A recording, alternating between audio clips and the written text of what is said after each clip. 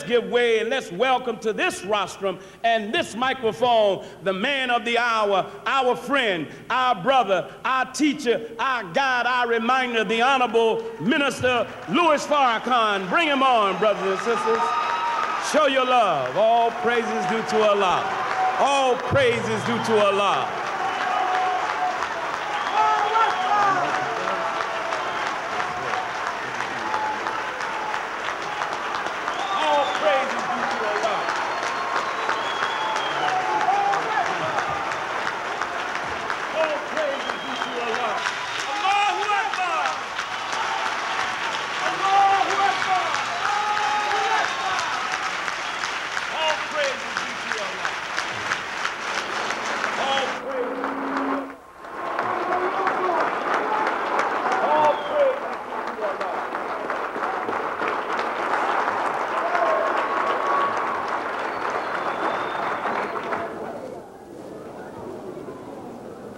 In the name of Allah, the Beneficent, the Merciful,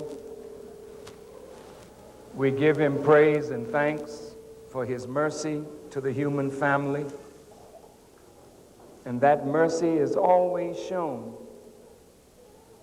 in God's sending to every people a messenger, a prophet from himself to give that nation or that people guidance to bring them closer to him. We thank Allah for Moses and the Torah.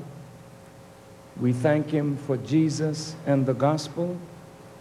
We thank him for Muhammad and the Quran. Peace be upon these worthy servants of Allah. I am a student of the Most Honorable Elijah Muhammad, and I could never thank Allah enough for his intervention in our affairs, raising up among us one to lead, teach, and guide us into the process that would make us once again what we once were, and that is the righteous people of the planet. I thank Minister Patrick and all of the believers of Mosque number 32 for your hard work in filling this auditorium. I thank Minister Tony and the staff from Los Angeles for their help. And I thank each and every one of you for going through the search procedure that makes us all feel more comfortable, because we know that no one in here has a weapon that would do their neighbor any harm. It is sad that we live in a world like this, that we cannot go anywhere today, even an amusement park, without having to submit to a search. And so this is bad, but it's good. It's good because it teaches us many lessons. The first lesson is we want peace and security. So when we get on an airplane today, we are happy that everybody was searched. Yes, sir. Yes, sir. At least we know we have a chance to get to our destination. When we go into public buildings and we have to go through this check procedure, it is an imposition. However, when you look at the precious value of human life, then what is a slight imposition to have peace of mind and security of person? I want to say this also. You know that when you go to a doctor, the doctors invade your privacy. Yes, sir. I mean, that's what an X-ray is, you know.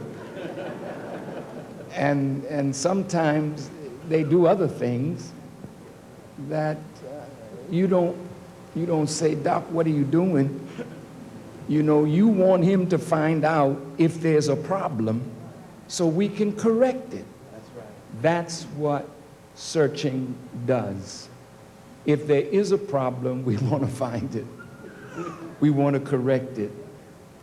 And that is what life is all about today. The Apostle Paul said, prove all things and hold fast to that which is good. And brothers and sisters, in the time that we live in where there is so much treachery, we have to prove things. I don't mind being proved on a daily basis that I'm still the person this morning that I went to bed as last night. As Christians, we sang the song, I woke up this morning and I woke up on time. I woke up this morning and I woke up in my right mind. So when you can wake up and check yourself, well, I'm all right today. Check your mate, she's all right today. Check your children, oh, they're all right today. Then go about your business. We live in a time that is so dangerous that we really need to check what we hear, what we see, and we have to have some standard by which we measure the veracity or the truth of what we're hearing. That's right. Now, I know the media is here today, and I'm honored that there are members of the Phoenix media establishment here. And I wanted to say something to you. In an hour like this, a free and independent press is a necessity for a democratic society to maintain itself and its freedoms. I happened to get something from the internet sent to me by a friend, and I would like to read it, particularly to the media.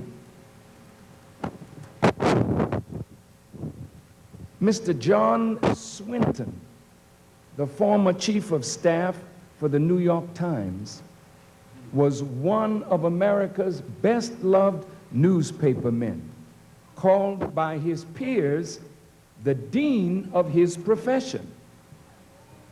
And John was asked in 1953 to give a toast before the New York Press Club. And in so doing, he made a monumentally important and revealing statement. And he is quoted as follows. Now, this is not from Farrakhan, this is from John Swinton. But listen to what he said. This is in 1953. There is no such thing at this date of the world's history in America as an independent press. He said, you know it, and I know it. Now, he's talking to the press. He said, there's not one of you who dares to write your honest opinions. And if you did, you know beforehand that it would never appear in print.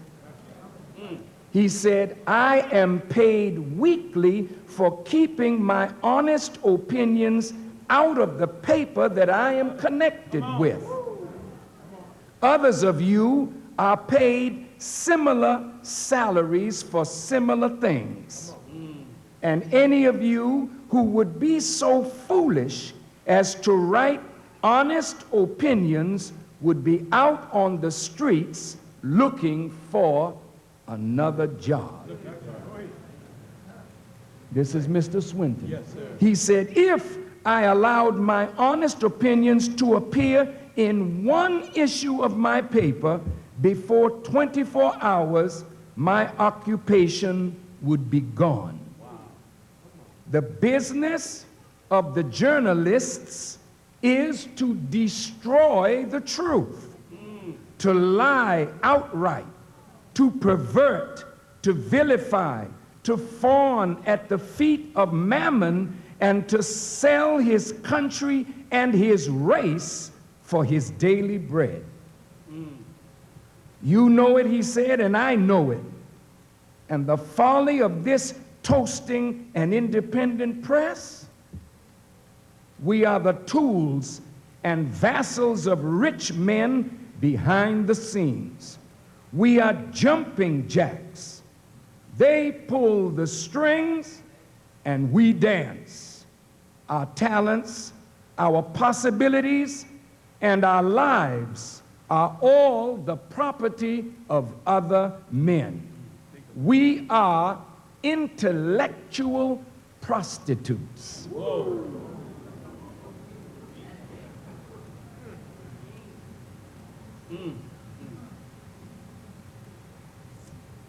Now, that's rough. That's rough. But that was in 1953. So hopefully,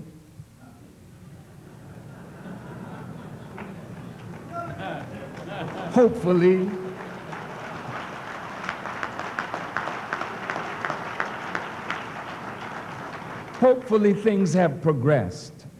I don't think so. But I'm saying this in advance to the members of the media because you are so important to the greatness of this nation. And naturally, in wartime, they say the first casualty of war is the truth. So what is really the truth behind what is going on now? That's right. And I think we deserve to know. That's right. I'm not saying that I know the truth of what is going on in the world today. I know some truth. Yes, sir. But what I do know of the truth, I am unafraid to tell it. Come on. And that is what is expected of me by those of you who came here to hear what I have to say.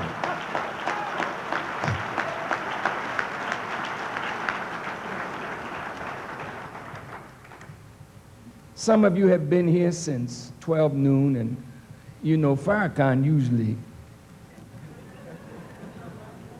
speaks at length, but I hope today that I will not be abusive of your time or your ears. But I do want this to be an unemotional,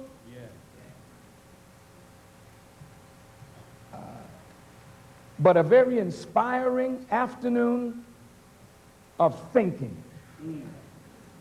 I want us to reason. That's all we want to do. Because if we reason as rational human beings, we can come out of ignorance, hatred, division, and become a people that will make the world a new world. Yeah. America is a strange but marvelous creation.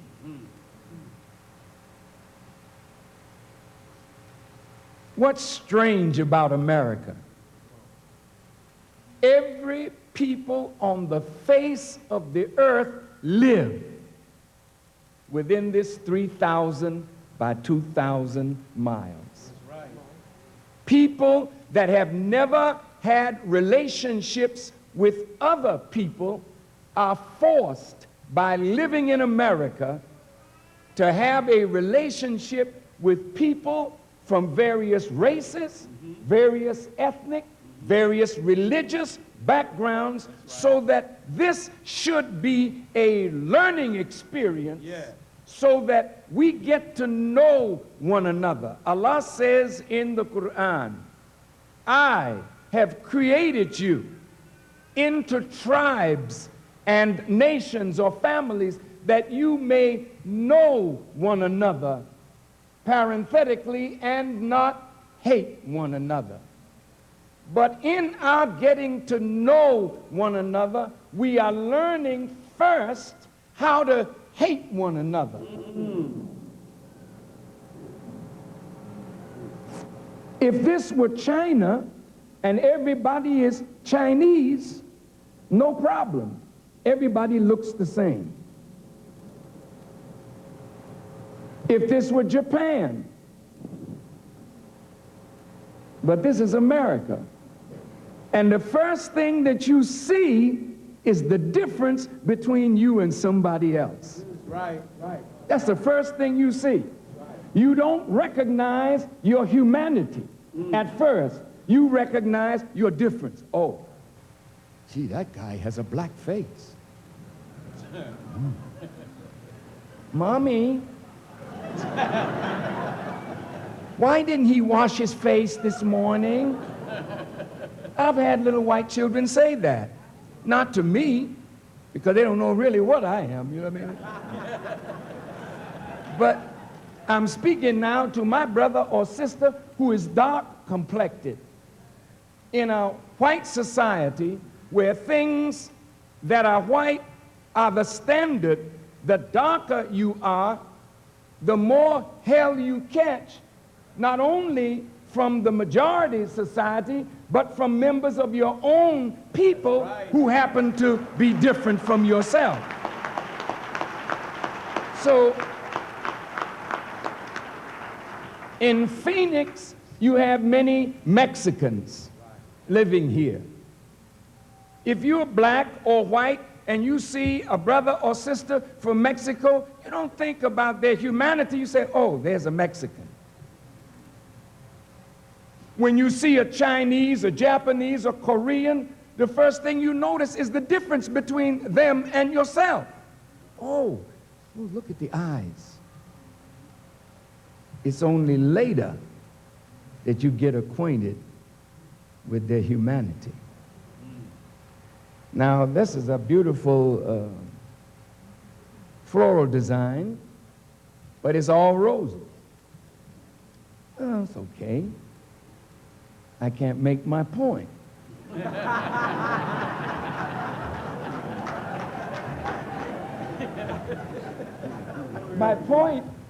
My point would have been, there are roses of many different colors. And when you look at the roses in their differences, there is so much beauty in that. Now, some of you have pets. How many of you have a pet in your home? You don't want to say, huh? Kind of rough today to feed a pet and yourself too, huh?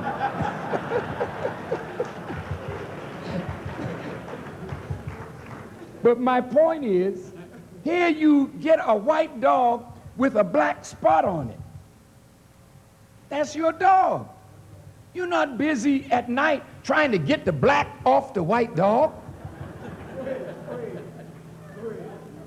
You just recognize, oh, that's my dog. Now the dogs are different. Some like a Spitz, whatever that is. Some like a terrier. Some like a bulldog. Some like them dogs that look like a hot dog. Some like a pit bull. Some like a German shepherd. You can appreciate the differences in dogs. And you don't walk down the street and say, that's the wrong kind of dog.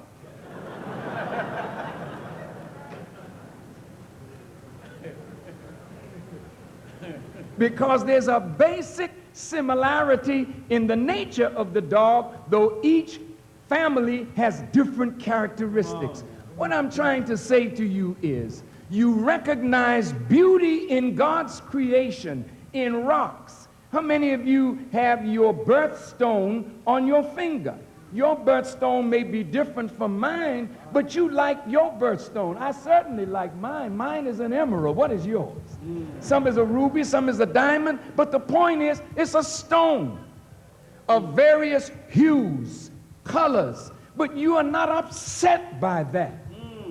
But when it comes to humanity, that shows the wisdom of God in the diversity of the human family, this throws us all out of kilter, and now we are upset. We don't want to walk with each other. We don't want to talk with each other. We mistreat one another without recognition of our basic humanity. Come on, go ahead.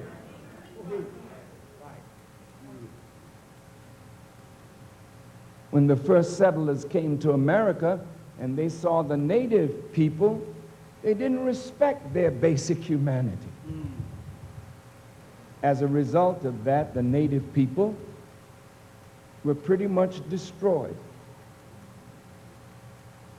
When they saw our fathers in Africa and brought us here to be slaves, they did not respect our basic humanity. We were different. We were black. Our hair was kinky or woolly. Our nose was broad. Our lips were thick. But we were human beings with a basic nature similar to all human beings, but different characteristics. But you didn't see our humanity. You focused on our difference, and so we became slaves. The Native American was set up on a reservation. The Chinese came. They built the railroads, but they're Chinese. The Japanese came, and now the Italians and the Irish and the Polish and the Germans. And in these ethnic groups, there were problems. They didn't like the Irish, or they didn't like the Italians, or they didn't like the Jews, or they didn't like the Polish. So America has been an experience for everybody that's been here.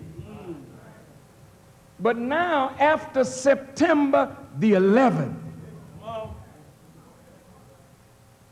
where an attack came to the United States of America, something that this nation has never experienced. But Europe knows all about it. Asia knows all about it. Yes, Central and South America know all about it. Yeah. But America has been such a blessed nation that you have never had to suffer bombs falling around you. And so the horror that we experienced watching September the 11th, I can't speak for anybody but myself. I saw that. I was called, Daddy, a plane just went into the World Trade Center. I got to my television. I said, oh, that's a terrible accident. I got there just in time to see the second plane. And then I got a call, Brother Farrakhan, a plane just went into the Pentagon.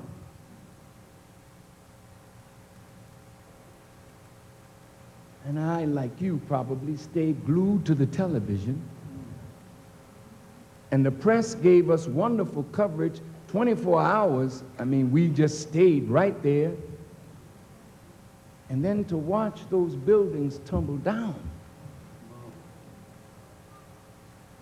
And to see the horror of those policemen and firemen and firemen and women running to the scene of the terrible tragedy and then dying as they were trying to save others.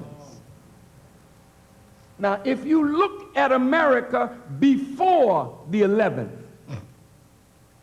let's take a brief look. We weren't getting along too well. That's right. Let's agree on the truth. In Los Angeles, blacks and Mexicans fighting each other, the prisons erupting, Native Americans over here, blacks over here, whites over here. All of a sudden now, tragedy made us stop a minute and say, oh, hello, how are you? On September the 10th, the country was divided. The president did not have the American people with him. No, sir, not at all. On September the 10th, we had a president that was not elected by the people. Right.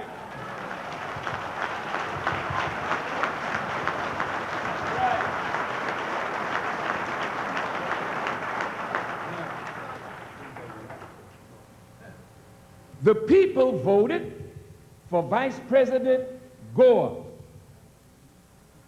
But the Electoral College was thrown into confusion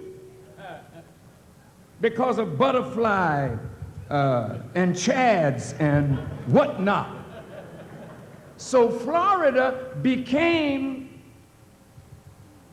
the place that would decide, they thought, who the next president of the United States would be.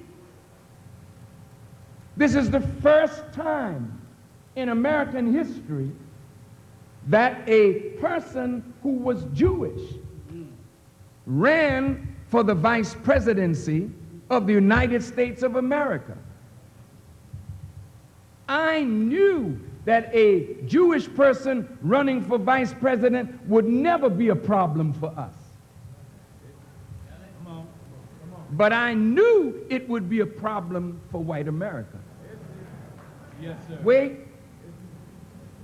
I just want you to reason. Mr. Gore could not carry his own home state. Come on. Nor could he carry the home state of the president. If he had carried his own home state, he would have been our president. What made him lose his state? See, they don't want to talk about that. Right.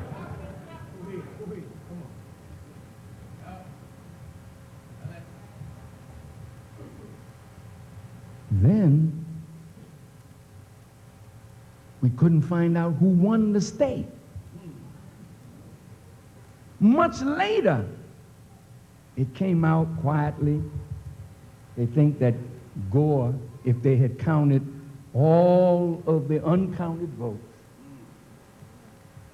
that Mr. Gore would have won. This is the first time in the history that a Republican-controlled Supreme Court chose the President of the United States of America.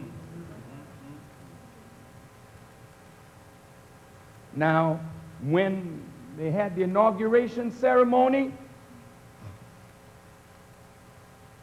they were calling Mr. Bush the man that stole the presidency. The country was deeply divided. The Congress was deeply divided. On the 10th of September, but by the 11th of September and the 12th and the 13th, the country came together for the first time behind their president. This polarization of Democrat and Republican in Congress ended, and then legislation was passed quick, that gave billions of dollars, that took away certain freedoms in the name of fighting terror, more power to invade the privacy of American citizens. They detained over 1,000 Arabs.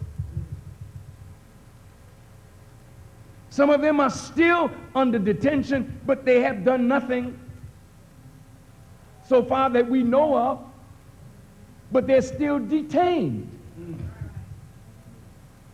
Now they passed a law that if you're an immigrant and they charge you with terrorism, You don't have to be tried in America's court system. They can take you away and try you in a military tribunal.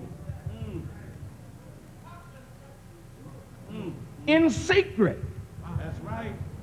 And execute you. So, in a time like this, the Arab Muslim immigrants, many of them are afraid to really tell you they're hurting. Because they don't want nobody to call them a terrorist or an anti-American. Right. The government has asked for 5,000 Arabs to come in. We want to question you. What did you know? Do you know any of these people? Where did you travel? Where have you been? These are legitimate. Come on. Under the circumstances. But gradually, the freedoms are being taken away. Huey Long from, I think, Louisiana, said that America would become a fascist country, but fascism would show itself under the name of patriotism.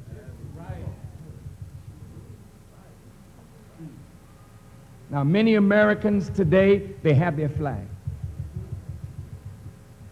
And if you don't have a flag outside your door, somebody may question your patriotism.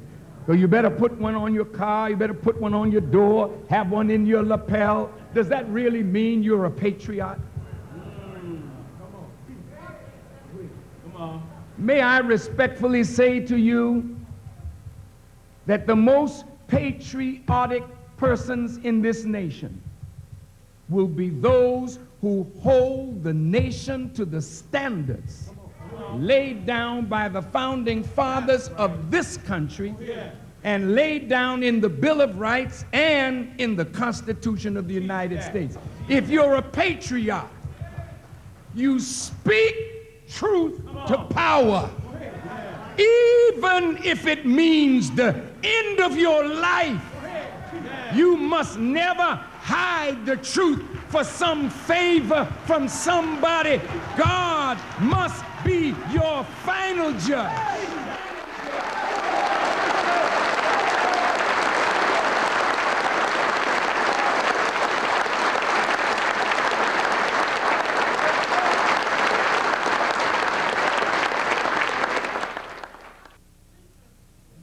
People are afraid. That's right.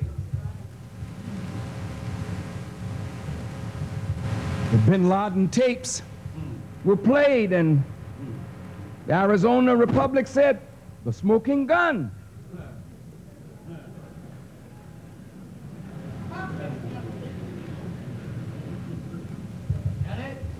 Now, listen. I want you to reason with me. A few days after this attack, President Bush said, we have overwhelming evidence that Osama bin Laden and Al-Qaeda is responsible for the attack on the World Trade Center and the Pentagon. He said that. That's right. And I was watching television when the president of Indonesia, Megawati Sukarno Putri, was at the White House sitting with President Bush. And a member of the press asked the president, do you have overwhelming evidence? And have you ever seen a balloon that had air in it and all of a sudden the air goes out and it goes like this everywhere?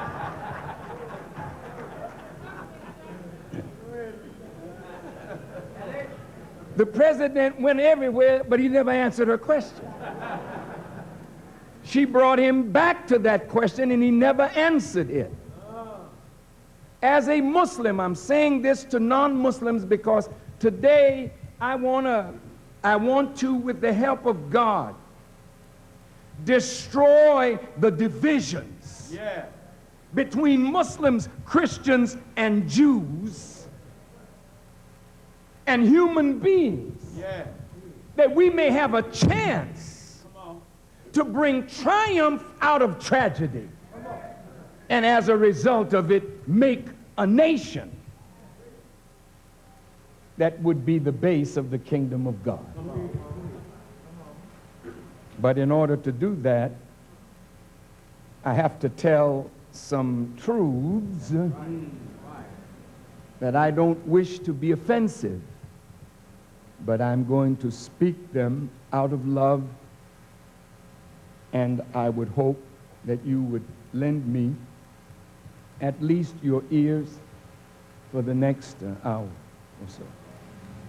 Now, as a Muslim, listen to what the Quran teaches us. Now, as a Muslim, this book, Quran, is to us what the Bible is to a Christian, or the Torah is to a Jew. This Quran is the guiding light of our lives. So we who are Muslims follow the Quran as closely as we can in order to be in compliance with the will of God. This book says, listen, whenever an unrighteous person brings you news, look carefully into it, lest you harm a people in ignorance, then be sorry for what you did. Now, somebody can come to you and accuse somebody else. Under Mao Zedong and under the Quranic teachings and also the Bible, the accuser has the burden of proof, not the accused. Are you with me? Yes, sir. So the first person that is examined is the accuser. Yes, sir. All right. Now, I don't want to sound unpatriotic. No. I'm very serious. I'm not trying to be smart,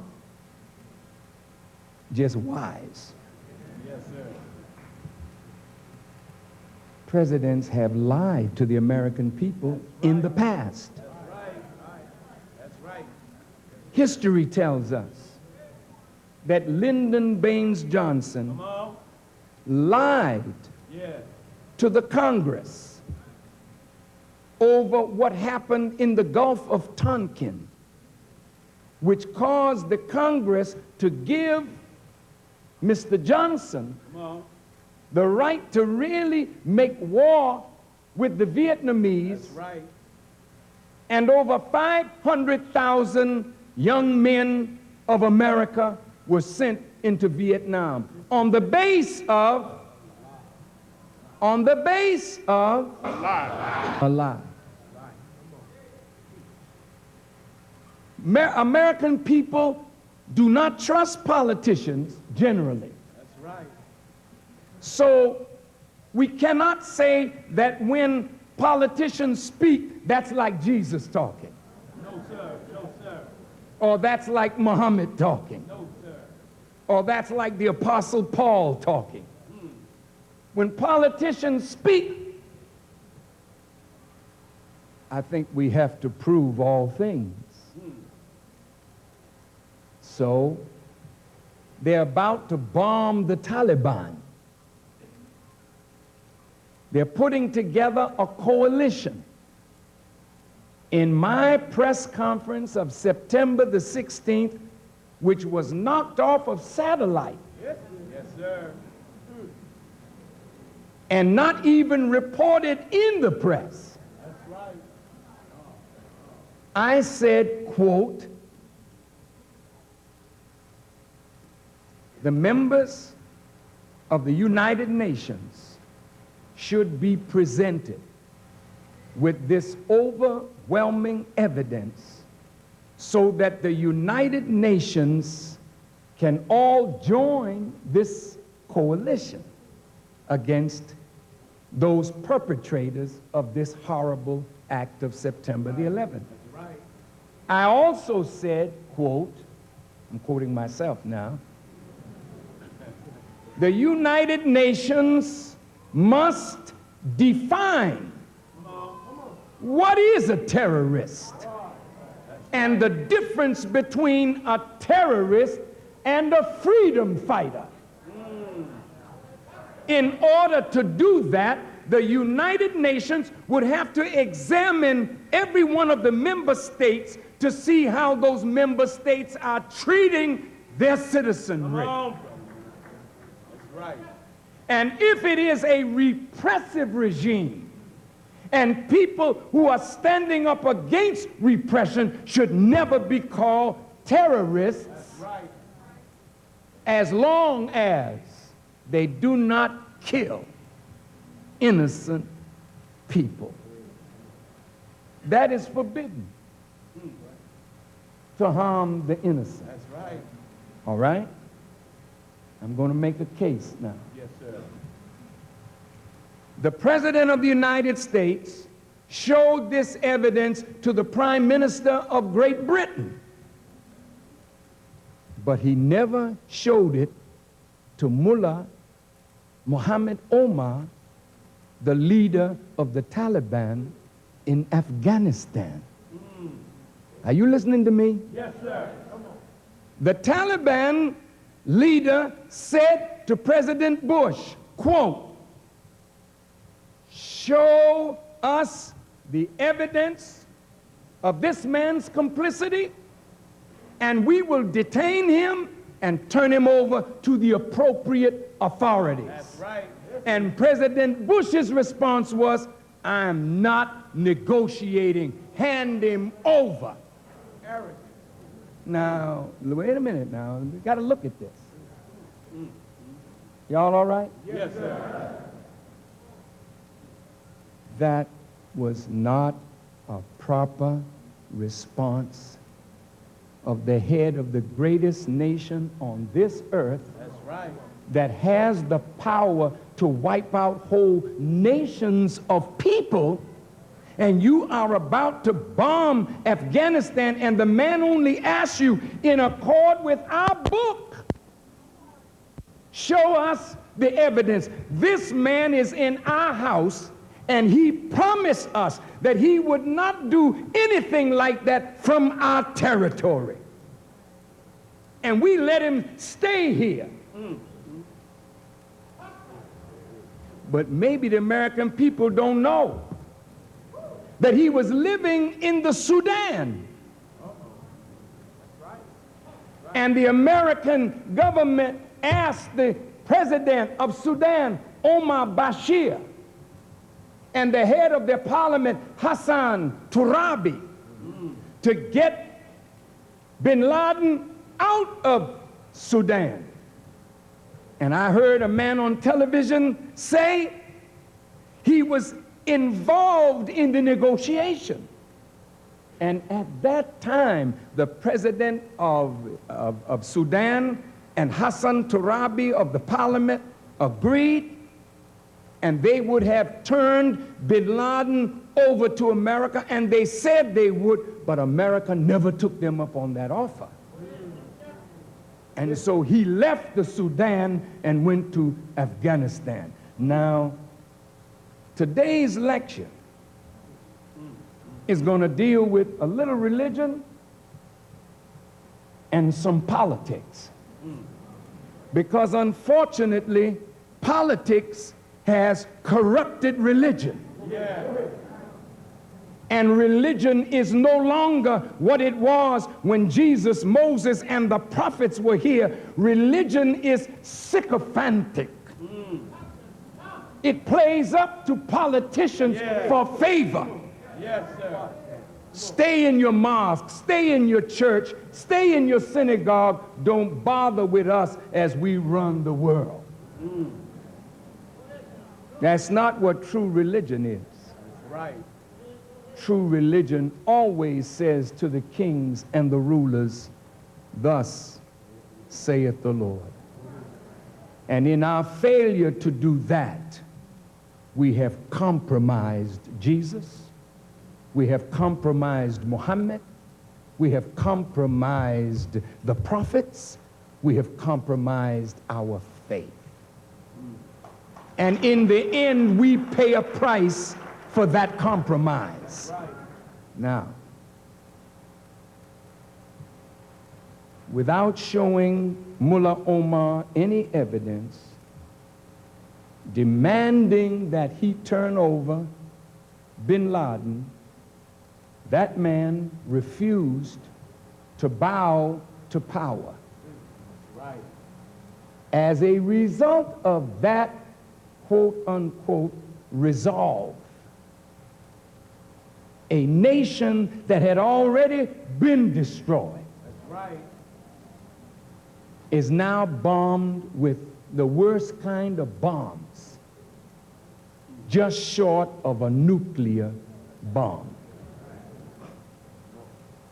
Now, you heard it said, 1 week after they were bombing, the head of the Joint Chiefs of Staff said with a smirk, "We're running out of targets." 3 months later, they're still bombing. They already told you that the people in Afghanistan were suffering from a lack of water, a lack of food, and they were dying in many places. And guess what? Our nation was involved in that war. That's right. Now, the American people, you are innocent. You are innocent because you are in ignorance. That's right. And if the American people really were allowed to see what government does in your name, you would revolt. But in your ignorance, you support what you would never support if you had knowledge. And so the statement that ignorance is bliss, you walk around happy, laughing, popping your finger, dancing, getting drunk, getting high, while the world is crashing down around you. But you're going to have to pay a price for what your government is doing. So for us to say, "I don't want to get involved in politics," why not?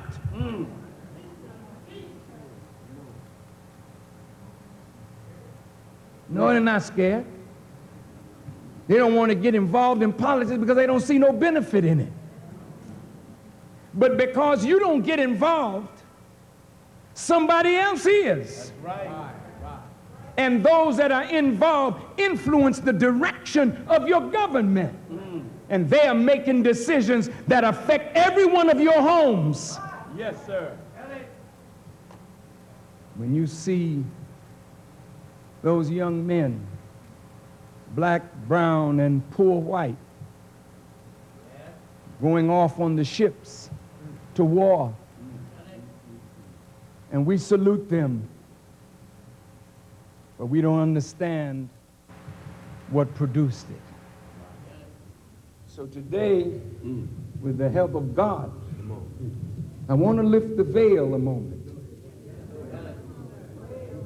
After God blesses me to lift this veil, Yes, sir.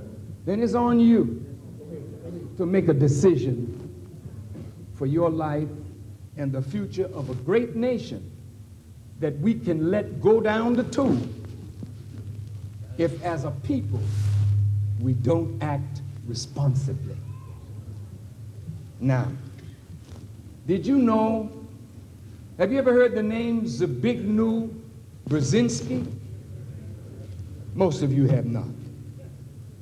You know Michael Jackson. You know Britney Spears. You know Miss Aguilera? Yeah. You know Shaq? You know Kobe? But you don't know Zbigniew. Zbigniew Brzezinski was the national security advisor under Jimmy Carter.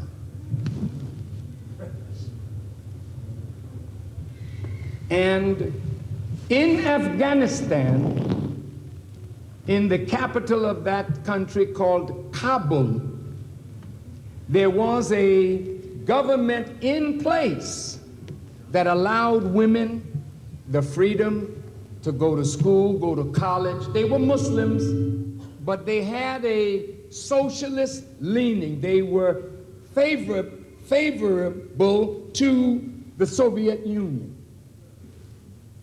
America did not like the fact that Afghanistan leaned in the Cold War toward the Soviet Union. So Zbigniew Brzezinski, under America's guidance, they put money into Afghanistan to finance opposition groups to the government in power, knowing that if that government would be overthrown, Russia would come in and invade Afghanistan. So the money that America sent in, your tax dollars, you don't know nothing about this. Nothing. You partying, you dancing, you having a good time, while others are ruling the world and messing it up in your name. Yeah. That's the point I'm making today. As a citizen, you have a responsibility not to be an ignorant signer on the dotted line or a co-signer of madness. Yeah.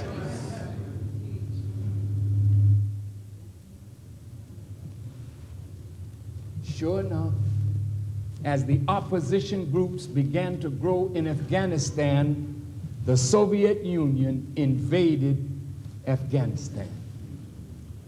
And in Afghanistan, our intelligence people in Washington knew that Afghanistan would be to the Soviet Union what Vietnam was to the United States of America and to the French, that would be Soviet Union's loss to go to war in Afghanistan.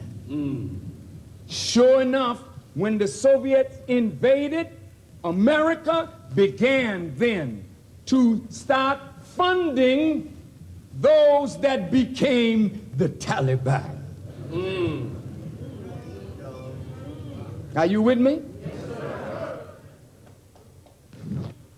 I think I'll take a little water now. I hope I'm not frightening you.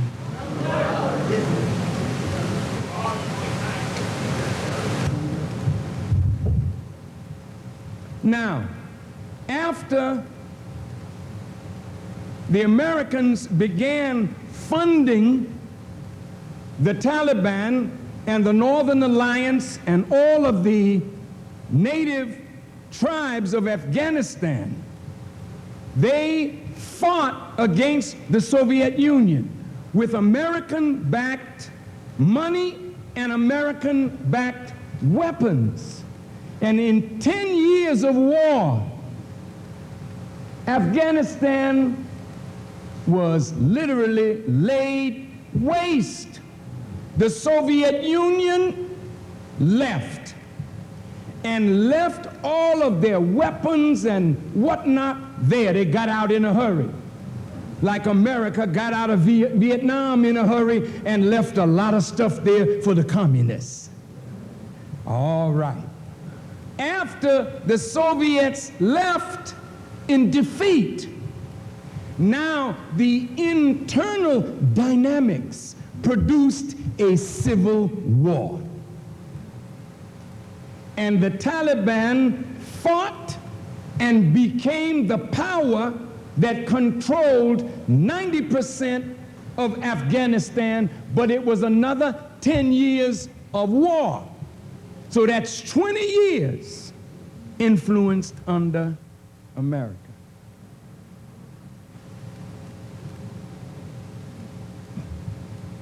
Now, brother, I want you to put up on the board, on the screen, Afghanistan, Kazakhstan, Turkmenistan. So I want to talk to you about a little geography now. Bear with me. I'm going to get to God and religion in a minute.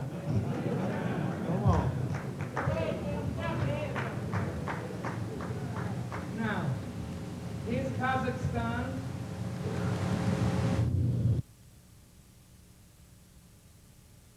And there you go. Now, all of this was under the control of Russia. All of this. The Ukraine, Romania, all of this, Budapest, all of this was in the Soviet Union. When the Soviet Union broke apart, all of these places became independent. Kazakhstan, Turkmenistan, Uzbekistan. Where's the rest of this stuff? Come on, make it clear. Thank you. Turkmenistan, Uzbekistan, Tajikistan. Now over here, you see this place called Baku? In Baku, this area, they've known that oil has been there for over 100 years.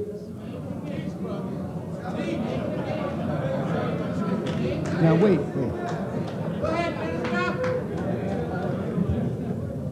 You know, my beloved family, listen. I don't know what you think about Louis Farrakhan, but I'm going to tell you, I ache when I hear of the death of these people. That's my family. As a Muslim, I feel their pain. But I live in America, and I feel the pain of the suffering of American soldiers that are put in harm's way. I'm in between a rock and a hard place. So I believe God is fixing me so that I can be an instrument of peace. Yes. I'll talk about that a little later. Now let's go back up here. Now if you look at oil, whoever controls oil rules the world. Do you understand that? Do you understand that over here? Do you understand that over here? Here. Do you understand that? You understand that? Now, look. The two greatest nations on the earth, the British Empire, when coal was the major source of energy in an industrial society, England ruled the world because she had the greatest coal deposits. When coal went down and oil came up, Britain still had juice, but America became the ruler of the world because in the greatest industrial nation on the earth, she needed oil and she had to have access to oil, so oil became America's vital interest. Do you understand what I mean when I say vital interest? Yes, okay, now let's look here.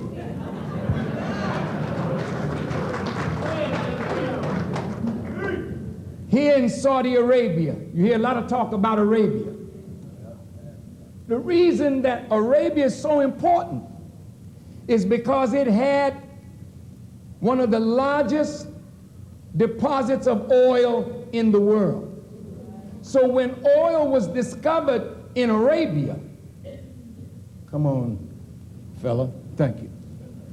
When oil was discovered in Arabia, immediately the American oil companies joined with the Saudis in a company called Aramco. and President Roosevelt. Many of you young people, you don't know nothing about Roosevelt, but I'm a little older. I know something about Mr. Roosevelt. He was president when I was a little boy. Now, Roosevelt had to romance the king of Arabia so that oil would always be available to the United States of America. And no matter how Saudi treats women, no matter if they don't allow a Christian to preach in Saudi, and if they cut off heads and cut off hands, America say nothing, because oil is our vital interest, and we got to keep a good relationship with the ruling family here. Now, if you look up here, here's Iraq. Oil here. Iran. Oil here. Kuwait, the Emirates. Oil here. America got control of this, and through the Shah of Iran, this, but not this.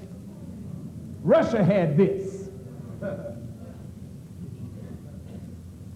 Show me Africa. Now here's the Sudan. You hear a lot about slavery in the Sudan recently. Now I've been here on peace missions. I don't talk about what I do for publicity purposes because that's not necessary. That's right. But I was on a peace mission in the Sudan to be engaged in peace negotiations between the South and the North of Khartoum. And I started over here in Ghana, and I went to Kenya. Roll it up a little bit more. I went here to Kenya and met with President Arap Moi, and from there we flew to Uganda, and I met with President Museveni, and in Uganda I sat down with the man that was fighting the government of Khartoum, John Garang. And in our talks for hours, John Garang, he's a black man. He's so black that those of you who are real dark, you look light. And I look like a white person.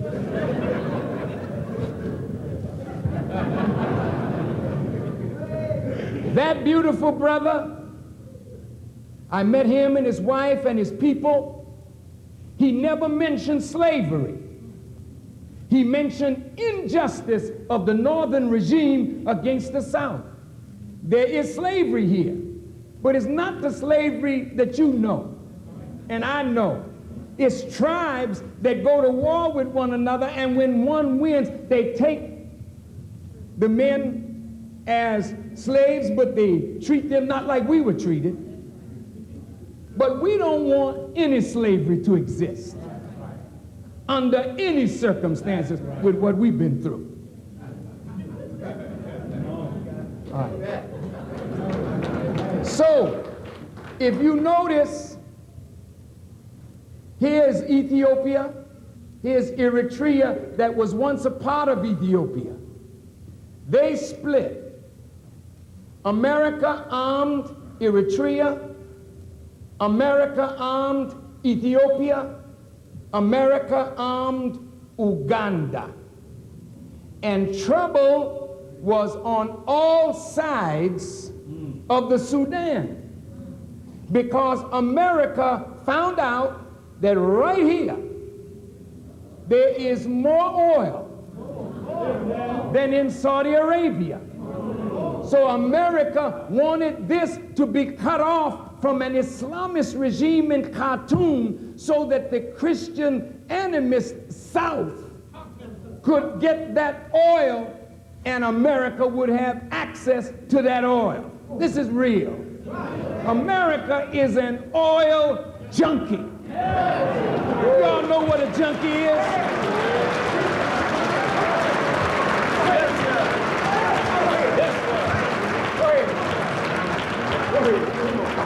Awesome lesson. Now, I used to smoke reefer. What? Would I say something wrong? Run by yourself. When I was younger, but I never got into the hard stuff, so I'm talking in an area that I don't know too much about, you know. But anyway, if you are on heroin or crack cocaine or cocaine and you have a drug habit, see, drug users become artful schemers. Now, every one of you got somebody in your family that's messed up with drugs. I got some in mine. Now, the first person that gets ill-affected by a drug addict starts right in the home with the wife. They try to make her the codependent. Then the family, everybody that's a close friend. The junkie will lie. They become artful, crafty deceivers only to get their hand on the drug. An oil junkie is the same. Give me my map.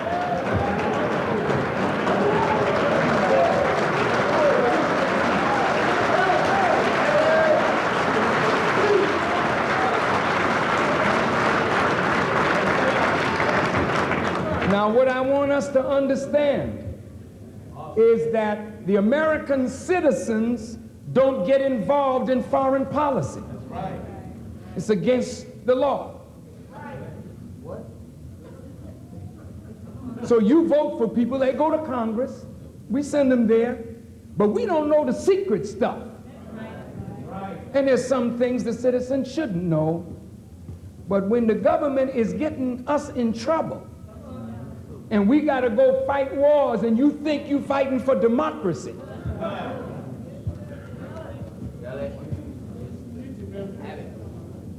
That's why a man like me is considered dangerous. I have never hated Jews in my life. I am not anti-Semitic. I'm not anti-white. I'm not anti-Christian. I'm not anti-gay. I'm a Muslim. And I'll prove to you tonight that I'm not only a Muslim, I'm a Christian. I'm not only a Christian, but I'm a Jew. You say, well, either you confused, how can you be all those three things at the same time? When I show you the folly of our divisions, you'll understand why you can be all three and not violate any one of them. Go ahead. What the world needs now is a universal message that the whole world can accept and adopt like music and dance to the rhythm of universal truth.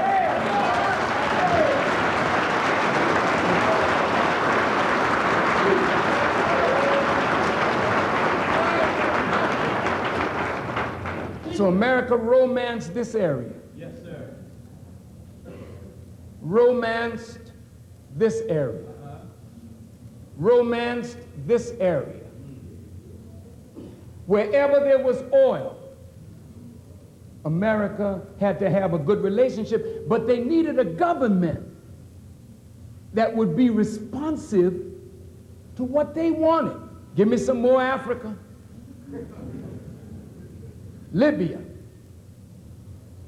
oil, some of the sweetest crude oil in the world right here. Nigeria, oil.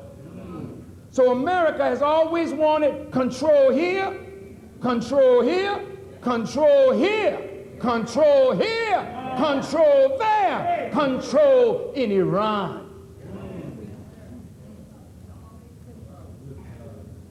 You got it? Now, this is a Muslim country. This is a Muslim country. These are Muslim countries. Even Turkey. All of this is Muslim. Do you know Islam is the fastest growing religion in the world? I'll talk to you about it in a minute. I'm getting off this map and politics. I just want to talk about oil for one more minute. Now, beloved brothers and sisters, look at this. Now that the Sudan has oil deposits greater than Arabia, and Arabia is pumping millions of barrels a day, soon they're going to run out. So America needs this. So look at who her terrorists are. Sudan, Libya, Iraq, Iran, Syria.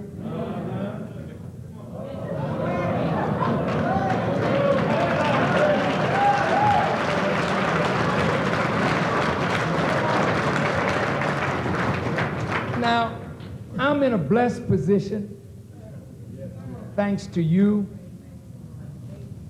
When you supported the Million Man March, yes, sir. Yes. And people all over the world saw a black man who was a Muslim, called black men, called for 1 million, and 2 million showed up. Christians, Muslims, nationalists, socialists, Omegas, Kappas, Alphas, all of us together.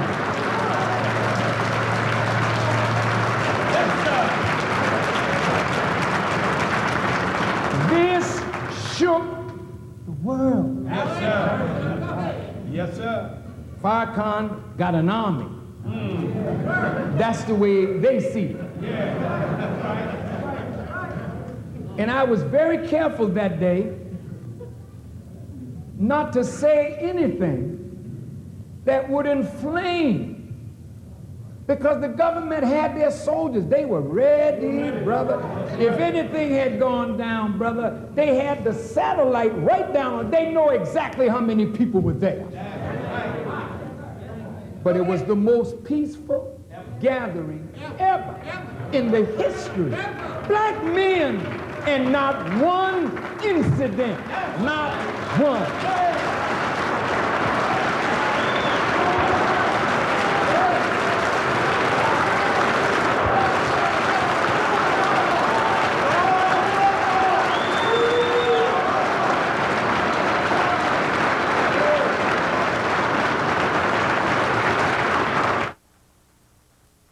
Now, they told you Farrakhan squandered the good that he got from the Million Man March, and he went cavorting with thugs and rogues. Here's where I went.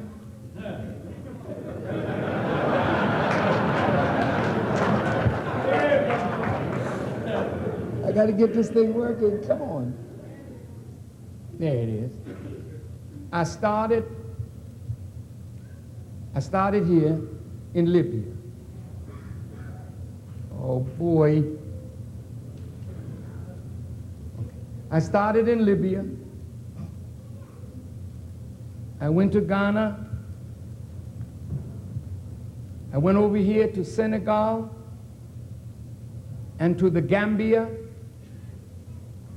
I came back to Liberia, Freetown, Sierra Leone. I went to Liberia, then over here to Nigeria, then over to the Sudan. Then I went on down, come on, follow me down. I went down to South Africa and met with Nelson Mandela. I went back up to Nigeria, then the Sudan, then Saudi Arabia. I went to the Emirates in here. Then I went over here to Iraq. and met with Saddam Hussein. And when I was getting ready to leave Iraq, I was going over here to Syria to meet with Hafez al-Assad. And he said, I'll give you a helicopter. I said, no way.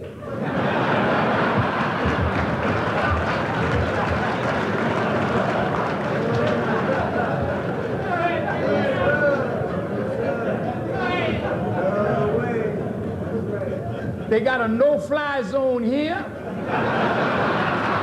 and a no-fly zone here, and I wasn't about to get up in the helicopter and they say, it was a mistake. But Farrakhan is gone. So I said, can you give me a bus?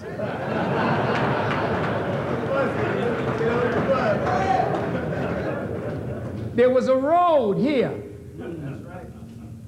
that had not been traveled in 7 years because Syria and Iraq had broken relations.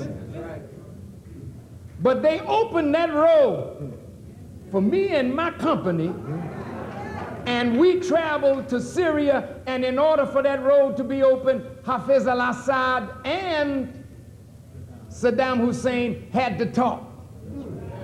My theme was atonement, reconciliation, and I asked him.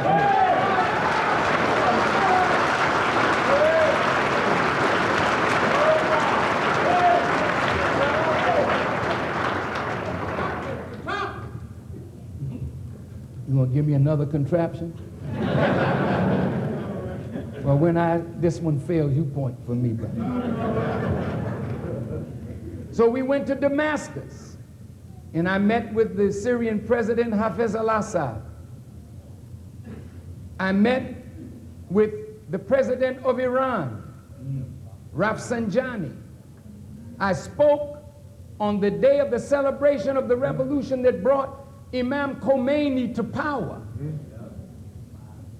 I spoke to 6 million in the square and 60 million in the country. The first foreigner ever to share the stage on that day with the president of Iran. Listen. Now, when Iran was under the Shah, he wanted to modernize Iran at the expense of Islam. So the moment he went to modernize Iran at the expense of Islam, a renaissance started Islamically here. And Khomeini was at the root of it. He had to leave here.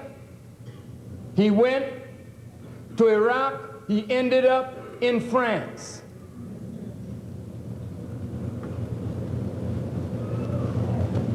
They overthrew the Shah.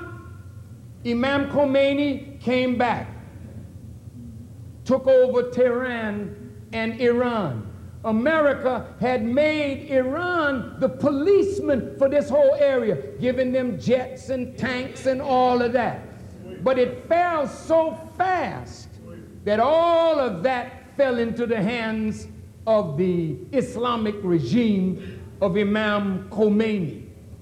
Now, you heard Khomeini's name as a thug, a warlord, a no good so-and-so, right? Yes, sir. He was not that. That's right. He's a very pious, religious man. But what he wanted was to make Iran an example of an Islamic republic, an Islamic nation, which meant then oil was cut off from America. Got to pay another price. Over here, the king was in authority here, and Gaddafi overthrew him in a bloodless coup.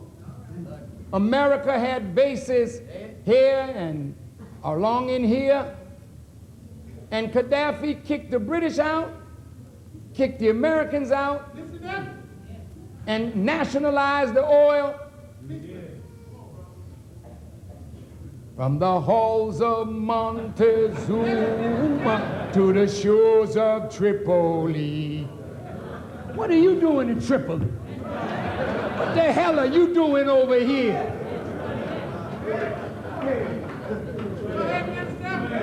You an oil junkie.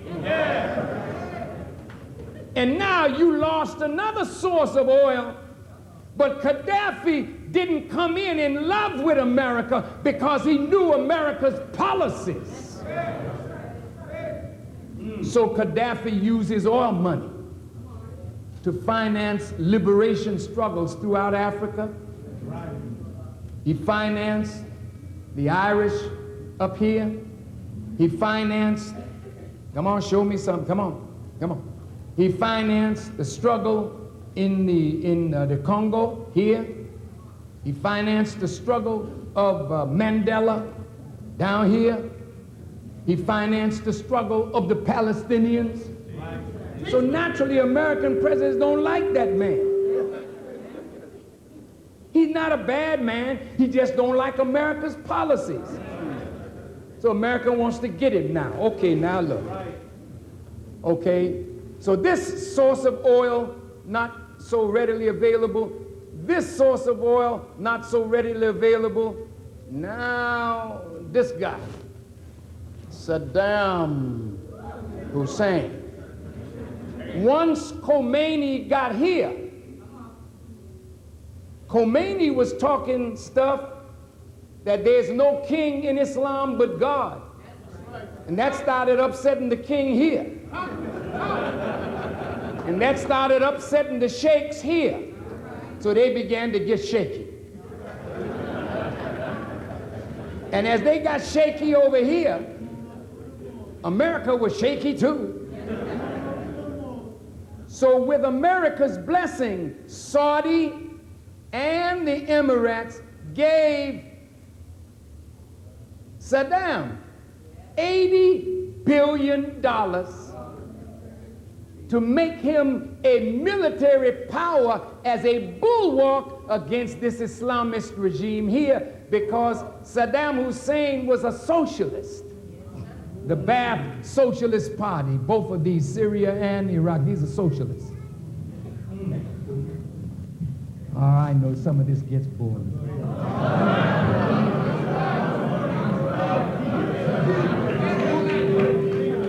I know you didn't expect to come to a classroom today.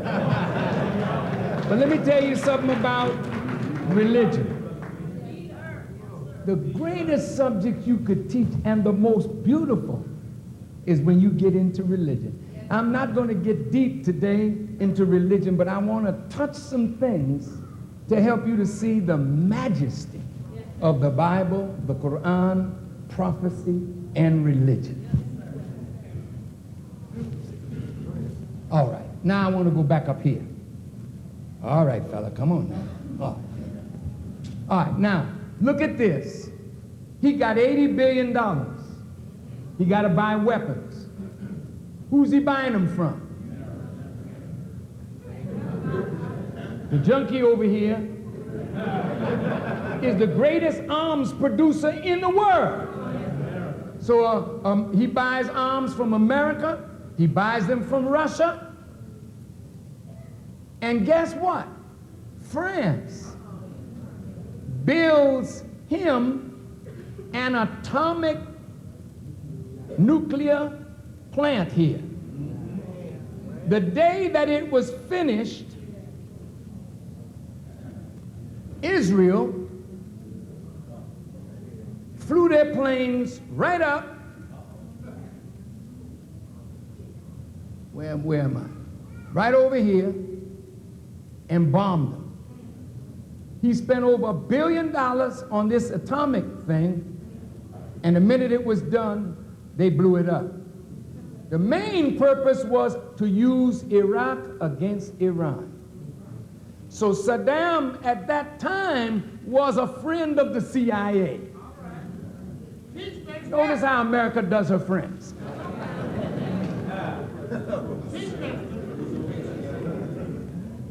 And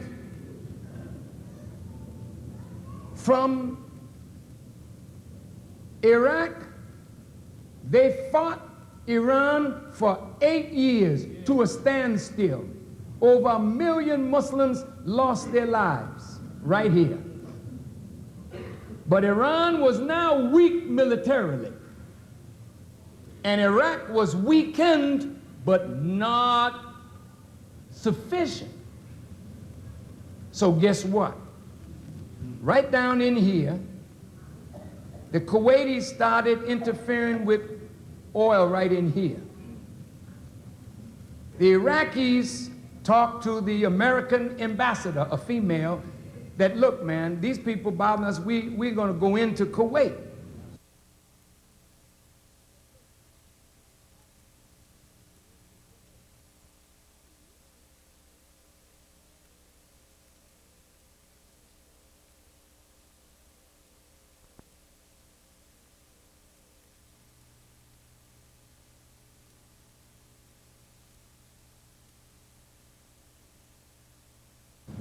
The Iraqis talked to the American ambassador, a female, that look, man, these people bothering us, we're going to go into Kuwait.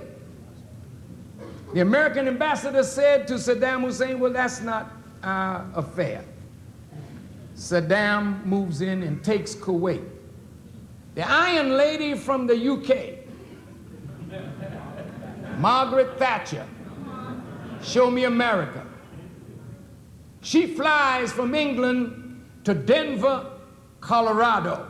Where's Denver? Here, Denver, Denver. Come on, Denver, Denver. Right here. And right in this area, Vail and Denver, they meet. And then after that, Mr. Bush says, Saddam, you got to get out of Kuwait. Now, come on back over, let's go back overseas, because ain't nothing happening here. This is peace right here. Let's go back to war. Now they say, Saddam, come on, give me some Middle East. Yeah, all right, stay right there. Now, Saddam occupies this place. And what you don't know is that once belonged to Syria. To Iraq. But when England had all of this under them, they divided it up and made this Kuwait, then set up these emirates and whatnot. But all of this used to belong to Iraq. Iraq only tried to take back what belonged to them originally, which would give them more oil. But the government there was a problem to America. So now the friend of America becomes the enemy. So now Mr. Bush organizes 32 nations, 28 armies, and they crush the Iraqi army here. And they said, let's go all the way to Baghdad and get Saddam.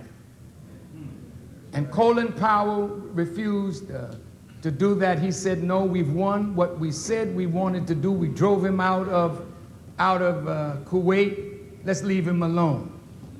Now that's Bush, the father. Now trouble has come up again. Now let's go back over to this area here. When the Soviet Union collapsed, this area now they found oil and gas reserves in Kazakhstan, in Turkmenistan. Give me some more, show me some more, brother. Come on, come on, come on. In Tajikistan, in Uzbekistan, and Kazakhstan. This area was always under Russia. Now, the Soviet Union is out. America wants to get this oil. And guess what? American oil companies own 75% of the oil and gas reserves here and here. But what they needed was a pipeline that would go through here, through Pakistan, to the Arabian Sea, into the Indian Ocean. Now they have to deal with the Taliban.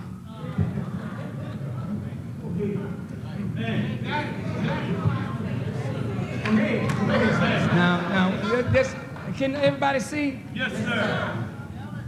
Okay. My son is clocking time for me, and it's almost my time to stop.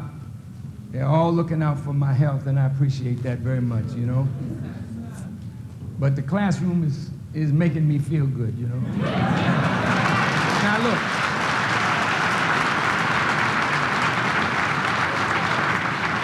What you don't know, that the Taliban up until August was seen as a source in this area of stability, even though the women, they said, were oppressed and they were using the Sharia and et cetera, et cetera, et cetera. Now notice this.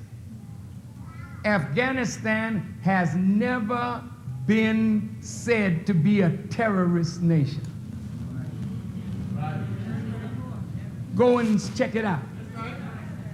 The U.S. government has never said that this was a terrorist state. If it were, then she could not politically get a pipeline through there. She had to leave this one neutral and try to negotiate with the Taliban. And around July, they were meeting in Peshawar, here in Pakistan, and the American representative told, and this is before the Trade Center, told the Taliban leadership, either we give you a carpet or you accept a carpet of gold. If you accept a government here that is a representative of all of the groups here, we will recognize you, we will give you aid, and you will have a carpet of gold. If you don't accept, we will bury you under a carpet of bombs. This is July and August. They had already planned a war with Afghanistan because the regime in Kabul would not let a pipeline come through there.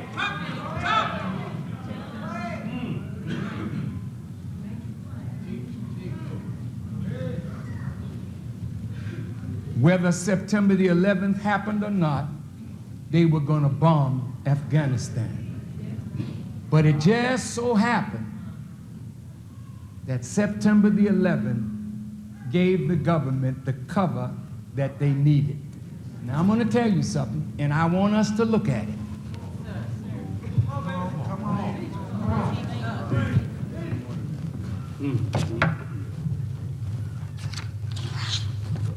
This comes off of the internet. It says Echelon gave authorities a warning of the attacks. Who is Echelon? U.S. and Israeli intelligence agencies received warning signals at least 3 months ago that Middle Eastern terrorists were planning to hijack commercial aircraft to use as weapons to attack important symbols of American and Israeli culture.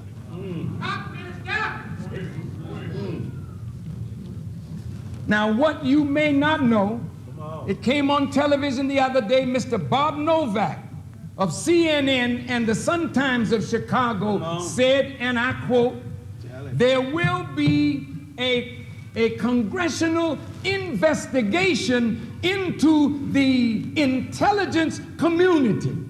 Now, if bin Laden says on this tape that he knew 6 days before the bombs fell, or the planes went into that building, he knew it.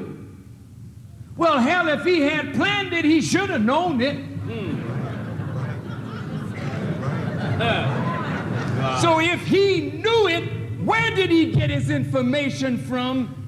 And did the best intelligence in the world, Mossad, MI5 in England, the CIA, German intelligence, did they warn the American government? Come on, brother. And if they warned the American government, why was not that stopped?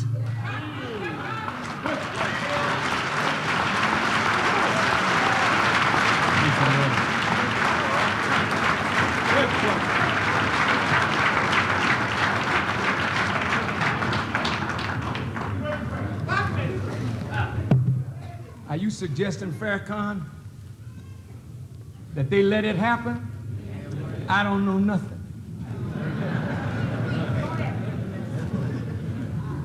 But I know this.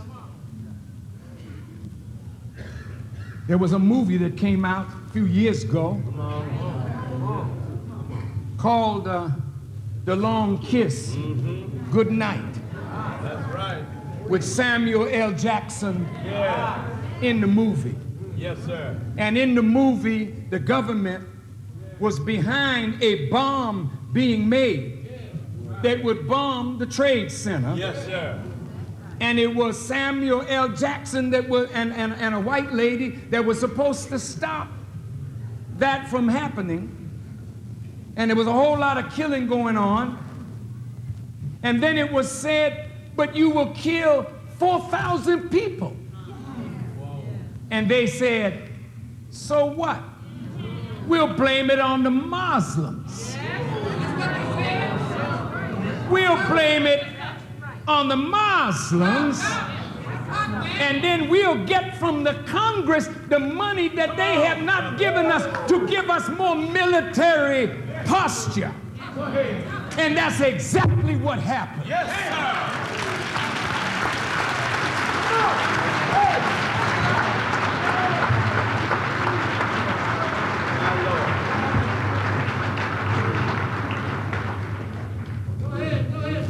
I have another thing here. Come on, do it all. You see, media, I want to say this to the media. I thank God for the internet because we need alternative sources of information. Right. Because much of the information that we're getting is managed. Come on. Come on. And you are being fed a diet that will cause you to have waste product that is already known in advance. Go ahead, brother. You are like sheep. Yeah. The Bible calls you sheep.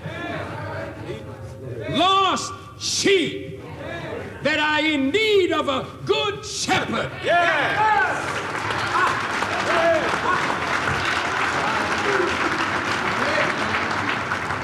I'm almost where I want to be now. I have another document here. You can get it if you can pull it up on the internet. It's called America's Greed for Oil. And it just happened to mention that there was a book that came out in France November the 15th called Osama bin Laden, The Forbidden Truth. And they go into the fact that this war was planned several months before the September 11th, and that they were going to bomb in October before the hard winter came. This is according to what came on the internet. Now check this out. This man said they checked the manifests of the 4 planes that went down, and none of the 19 Arabs that were mentioned were on any one of the manifests. Wait. I'm going to say it again.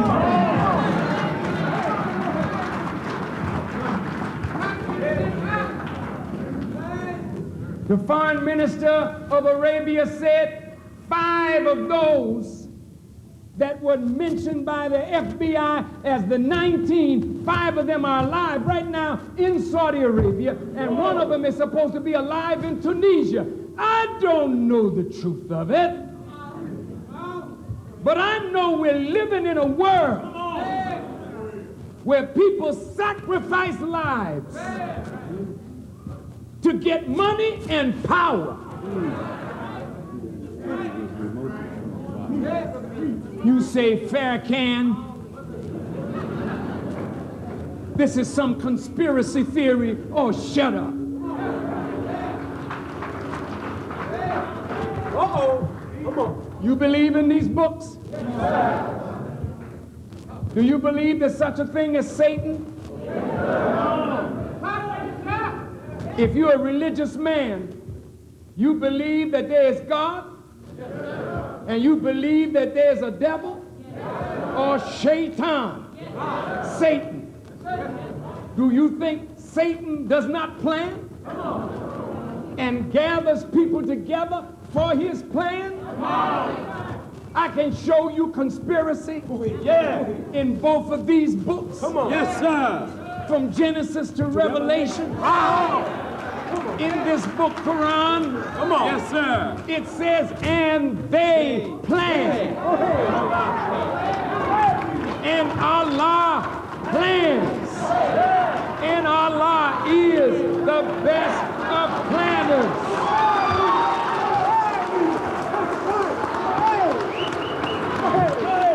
All praise. All praise.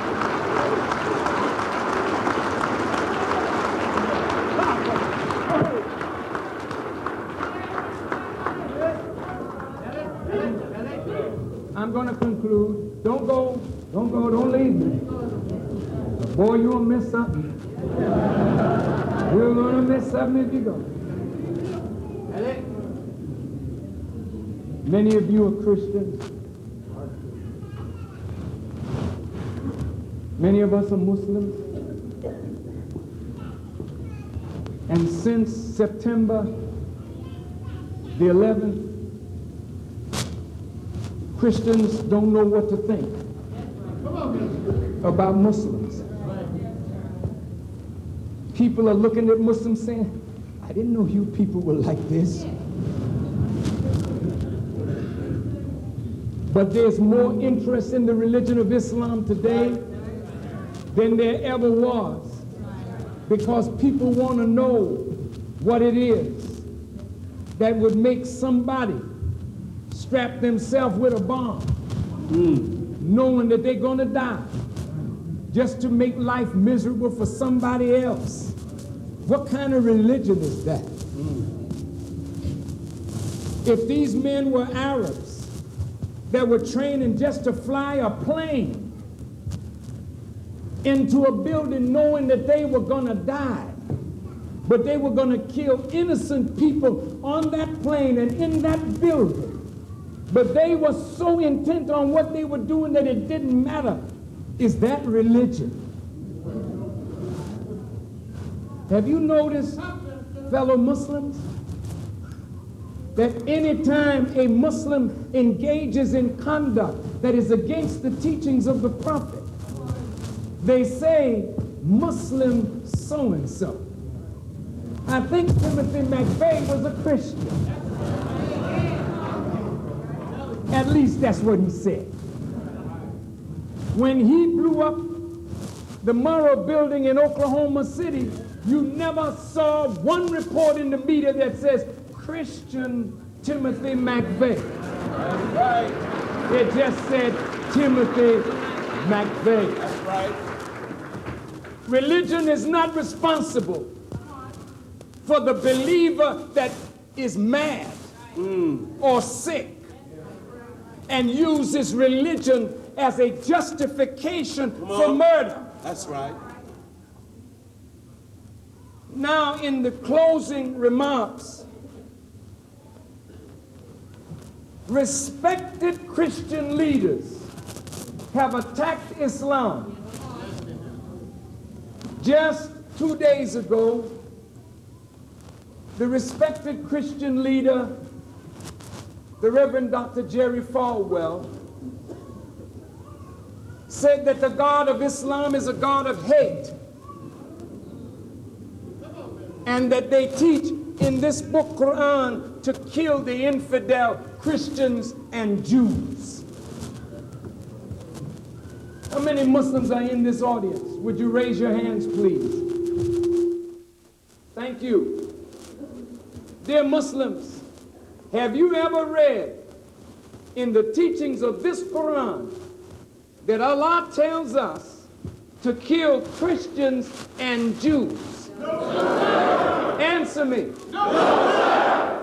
Christians and Jews are called in the Quran the people of the book.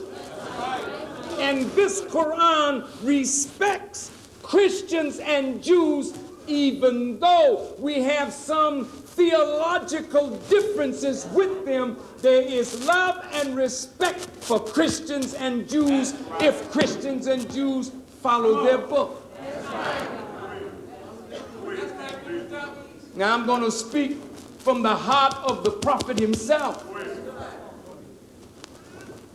Prophet Muhammad, if he ever judged a Christian or a Jew, he never judged the Christian or Jew by the Quran. He judged the Christian or the Jew out of the book that they said they believed in. That's right. Hey, come on, brother. How in the world could I, as a Muslim, hate Christians when my upbringing was Christianity? Yes, sir. I grew up in the church. I carried the cross. I was an acolyte. I sang in the choir.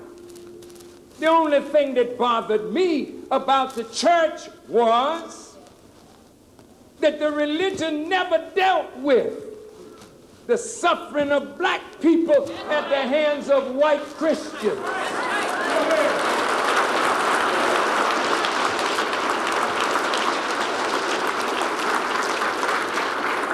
How in the hell are you going to tell me that Jesus taught love and you represent the God of love when you got native people up on a reservation dying from the machinations of so-called Christians? You got black people today dying from the machinations of people that say they are Christian. Come on, brother. They don't represent no God of love. If they represented the God of love, we wouldn't be in the condition that we're in. That's right. America would not be in the condition that America is. I didn't get out of Christianity because I was looking for a new religion. I loved Jesus then, and I love him more now, because I know him better now than I knew him when I was a Christian. And I walk in the footsteps of Jesus. That's why in a modern Rome, I have done nothing. I'm hated without a cause. That's right. That's right. I don't lie, cheat, or steal. Come on. I'm nearly 70 years old, never been arrested in my life. I'm not a fornicator. I'm not an adulterer. I don't use no drugs. What's wrong with me? It's the message that I got in my mouth that awakens the masses of the people, that the government of America and the ruling powers want to keep asleep, whether you're black, brown, red, yellow, or white, Christian, Muslim, or Jew. That's right. All of you need to wake up. Yes, sir. Yes, sir.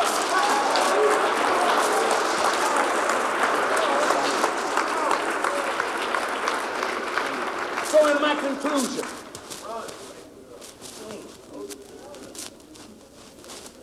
you heard me say I'm a Muslim, I'm a Christian, and I'm a Jew.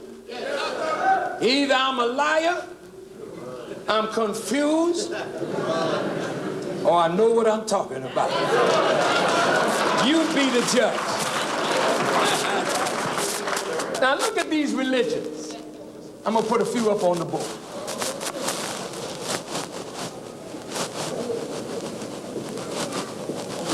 What is that?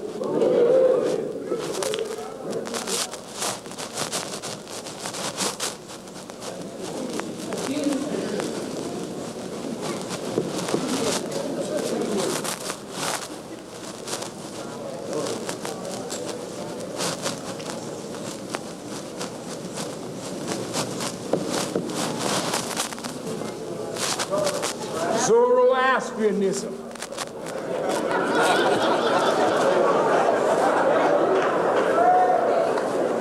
Taoism. Shintoism. Now you got over here Christianity. What is it, sir? Judaism. And incorrectly they call this Muhammadanism. Mohammedanism. Then you got Baha'i. And you got Protestant. Oh, I won't put that. I'll put Luther. Lutheran, just for a start. Then up under this, you got Sunni, Shia, Sufi, Hanbali. Keep going. Under Christianity, you got a whole slew of denominations. Under Judaism, you got the same. Not a whole slew, but enough. Tell me something. Each one of us in this room identify with one of these religions. Of course, the native people, they don't identify with none of that.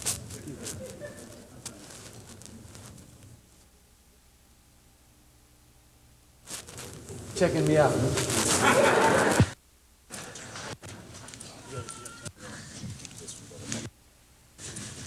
Change mic. This was bad. You want to undress me in the public. We didn't know this was going to be a strip show, but it's always good to laugh, you know? It takes the edge off a hard truth. Now look at this. Do you think that the one God is the author of all of this? How could he be the origin of peace and set up all these different religions that have killed each other in his name? In his name. Now, I'd like to quote the Apostle Paul. He said, God is not the author of confusion, but of peace. That's confusion right there. Now, I want to show you how Satan works among righteous, good people who really want to do good. Now, look at this. Do you know that Buddha knew nothing about Buddhism? That's right. That's right. Buddha just came along. And he had a philosophy of life that was enlightened. And he offered that philosophy of life during his lifetime. After his death, that philosophy took on a name and a form called Buddhism. Okay. Confucius, Western Confucius. He don't know nothing about Confucianism. He had a philosophy of life. After his death, they put his name on it. People followed that philosophy. It took form. Zoroaster. You don't know anything about Zoroastrianism. He didn't preach that. He preached, in truth, principles of living that are eternal, and he solved contemporary problems of the people of his day. But after his death, they called it Zoroastrianism.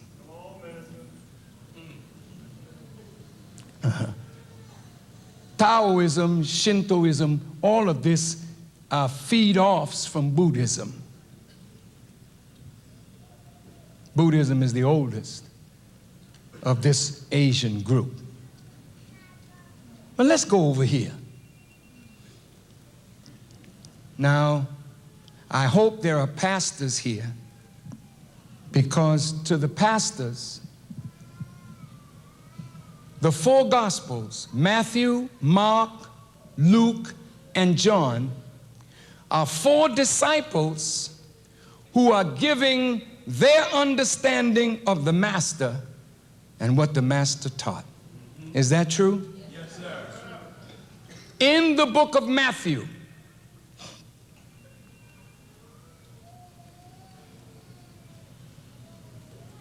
show me in Matthew, Mark, Luke, or John where Jesus said, I am a Christian and my religion is Christianity. Now wait, don't get angry, please. That stops the learning process. Don't get mad with me. Go back and read the book. That's not condemning what you believe. Listen to me. Please listen. I'm only telling you that we have become divided by Satan. God would have us as one. Now watch this. When did the people become known as Christians? Come on. After Jesus was gone. Now he gone to his Father, and Paul is working. Paul is at Antioch. And they said, these are the people that believe that that man is the Christ. And that's where the name Christian came from. Good. It's not a bad name. But you ought to know Jesus didn't name you that. The enemies of Jesus called the followers of Jesus Christians. Now, if you have an argument to show that I'm incorrect, honest to goodness, I'll stop. But I know you can't find that in the Gospels. Okay, you're a Jew, all right? All the prophets that spoke to the children of Israel, the first 5 books are called the first 5 books of Moses. In none of those books is the name Judaism as the religion of Moses. Come on, come on, come on. All the Israelite prophets, in their writings, you do not find the name Judaism. Nowhere.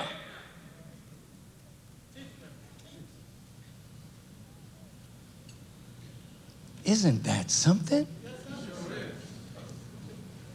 Well, why are we going to let labels divide the people of God?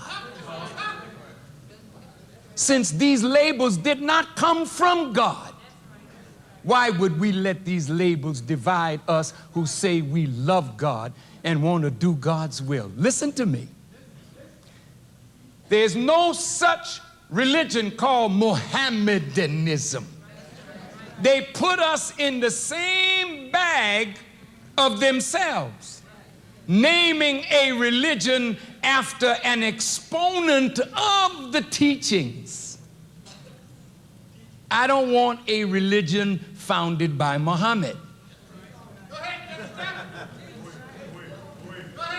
Wait a minute.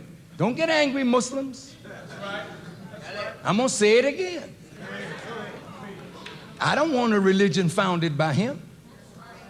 I don't want a religion founded by Jesus. I don't want a religion founded by Abraham. How old is Muhammad? How old is Jesus? How old is Abraham? How old is Buddha? And how old is God?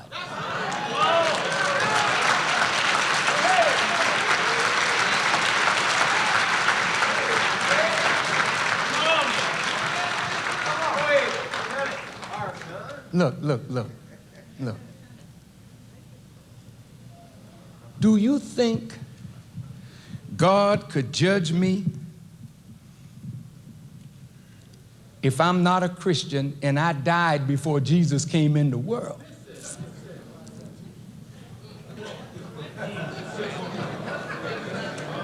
I don't know nothing about this loving Savior that died for me.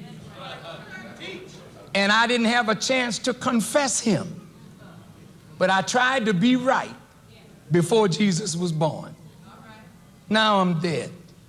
In the resurrection, what you gonna do with me?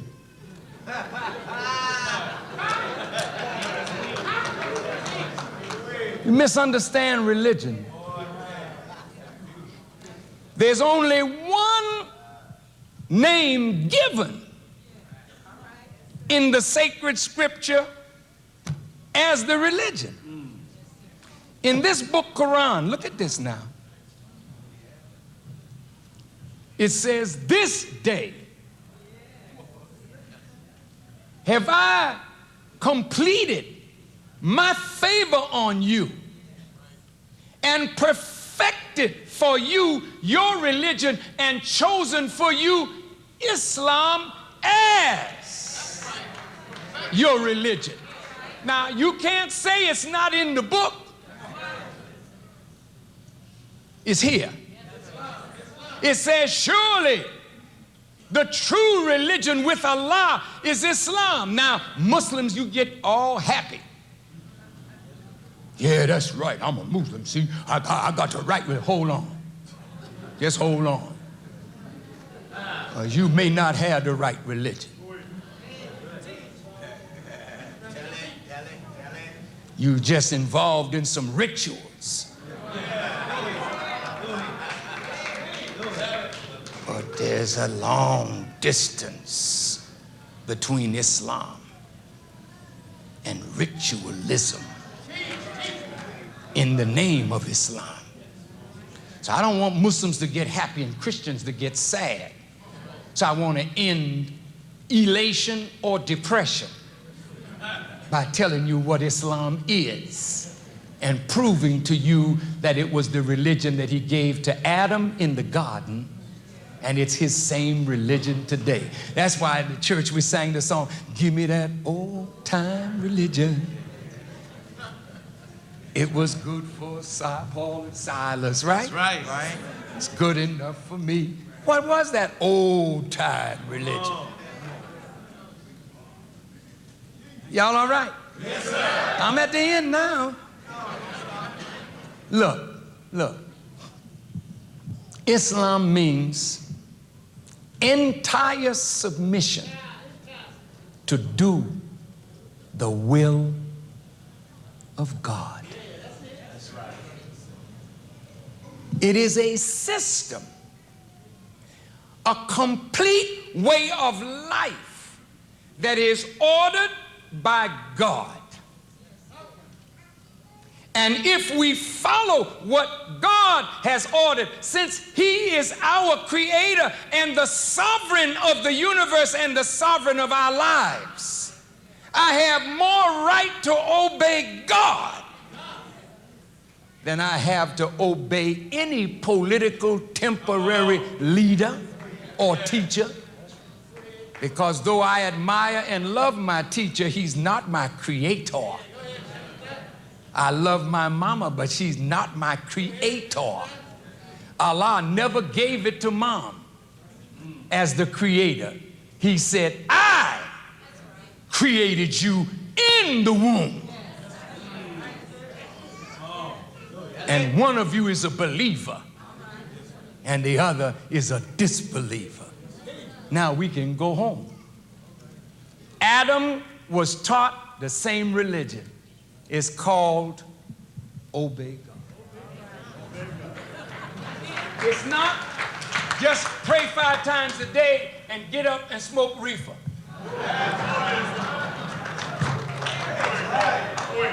It's not say Alhamdulillah and mistreat a woman. It's not thank you, Jesus, and engage in behavior that Jesus condemns. It's not hallelujah, Moses, but I'm going to enter into some freakishness.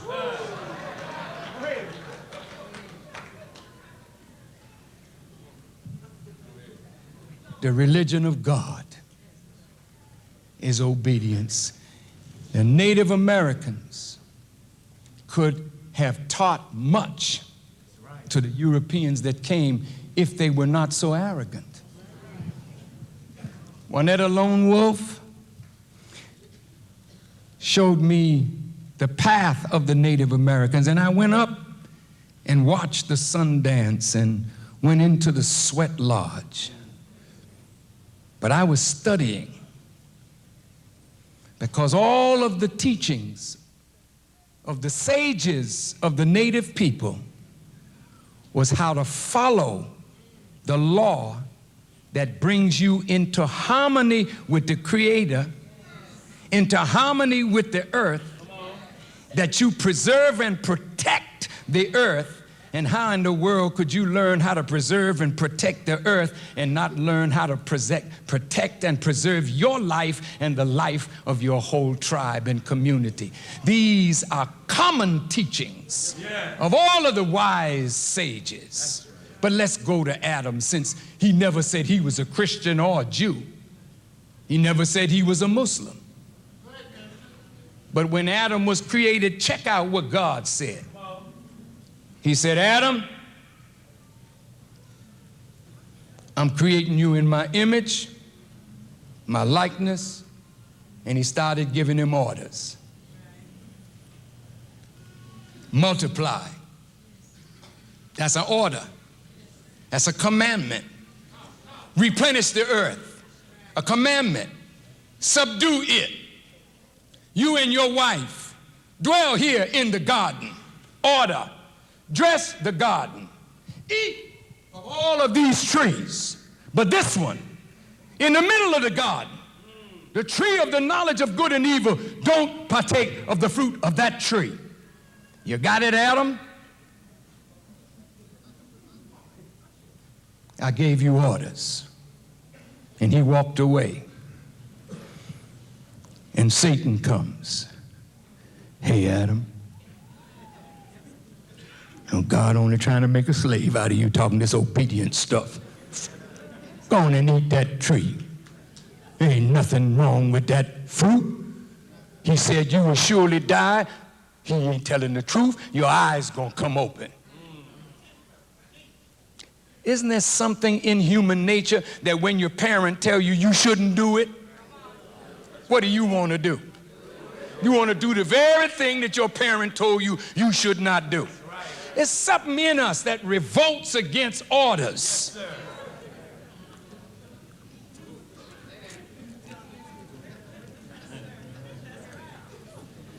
so Adam messed up. And because he disobeyed, he was put out of the garden as a punishment. He did die, and his eyes came open. He died spiritually. And his eyes came open to the lower self. When you are obedient to God, He gives you mastery over the flesh and its desires. All through the scripture, that's the battle that all the prophets waged and the righteous waged, is trying to get mastery over the carnal desires of all of us as human beings. And the only way to do it is to submit to and obey God, not as a slave. But boy, when Jesus said to love God with all your heart, soul, mind, and strength, see, when you love Him and you fear Him, it becomes easy to obey Him. And when you obey God, you're free. I can't tell you how wonderful it is to be free. People afraid to tell the truth. Who you fear? Who are you afraid of? Oh, see that, man, they see the government tapping your phone, man. They're gonna come down on you. I'm sure they will. But I have a God with me. I don't think they're gonna allow me to keep talking like this. They will come after me eventually. It's all right with me. But you will know this, that I was a faithful witness that never failed in my duty to tell the truth, regardless if it means my life. I'm gonna die on the truth that will make all of us free as human beings.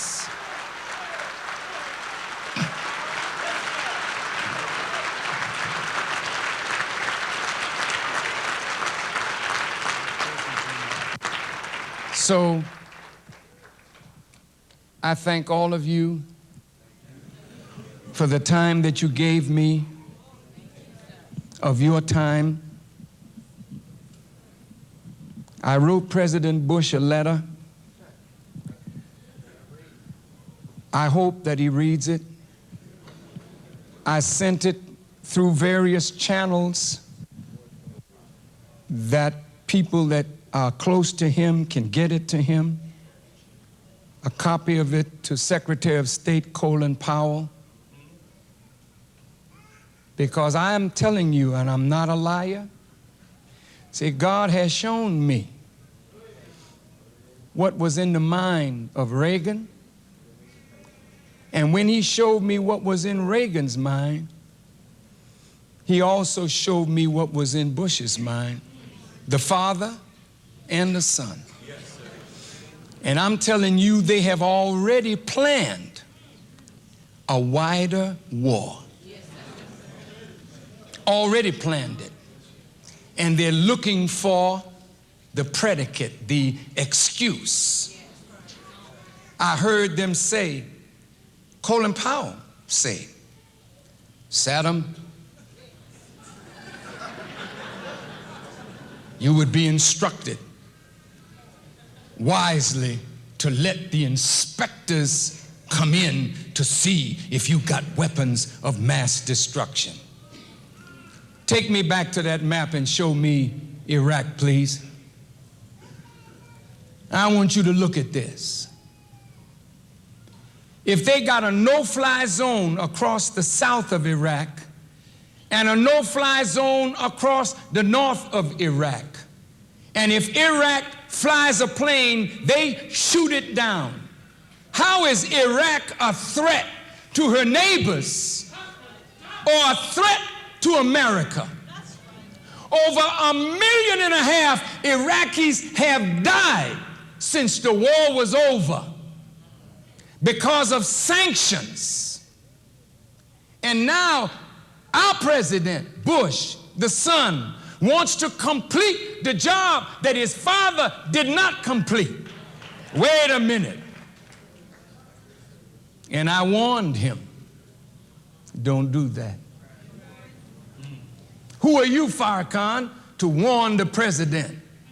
I am exactly who I am.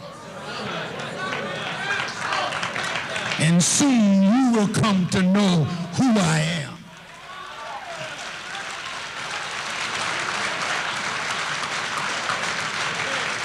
I'm not playing with him or with you. There is a God that has power over all of this madness. You will not deal with me like some common Negro, nigger, or colored man. You're going to have to deal with me, and based on how you deal with me is how God will deal with America. Mark my words.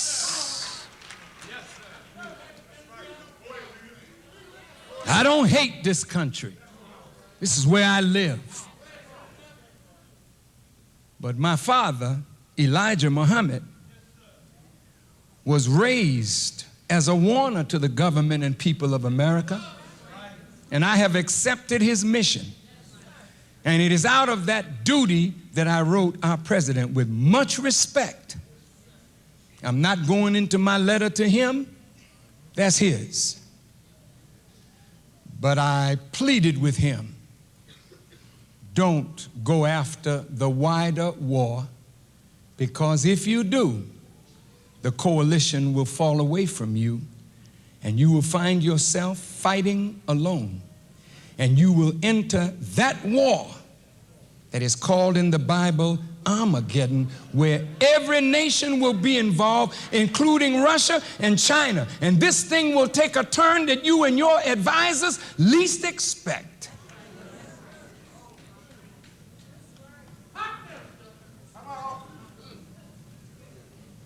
Show me Israel.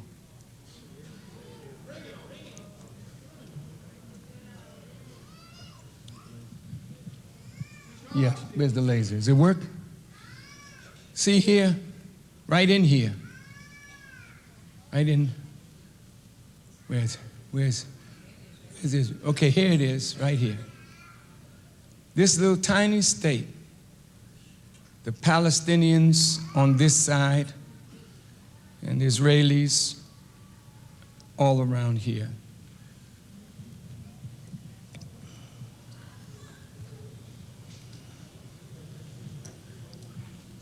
These people are living a very horrible life, the Palestinians.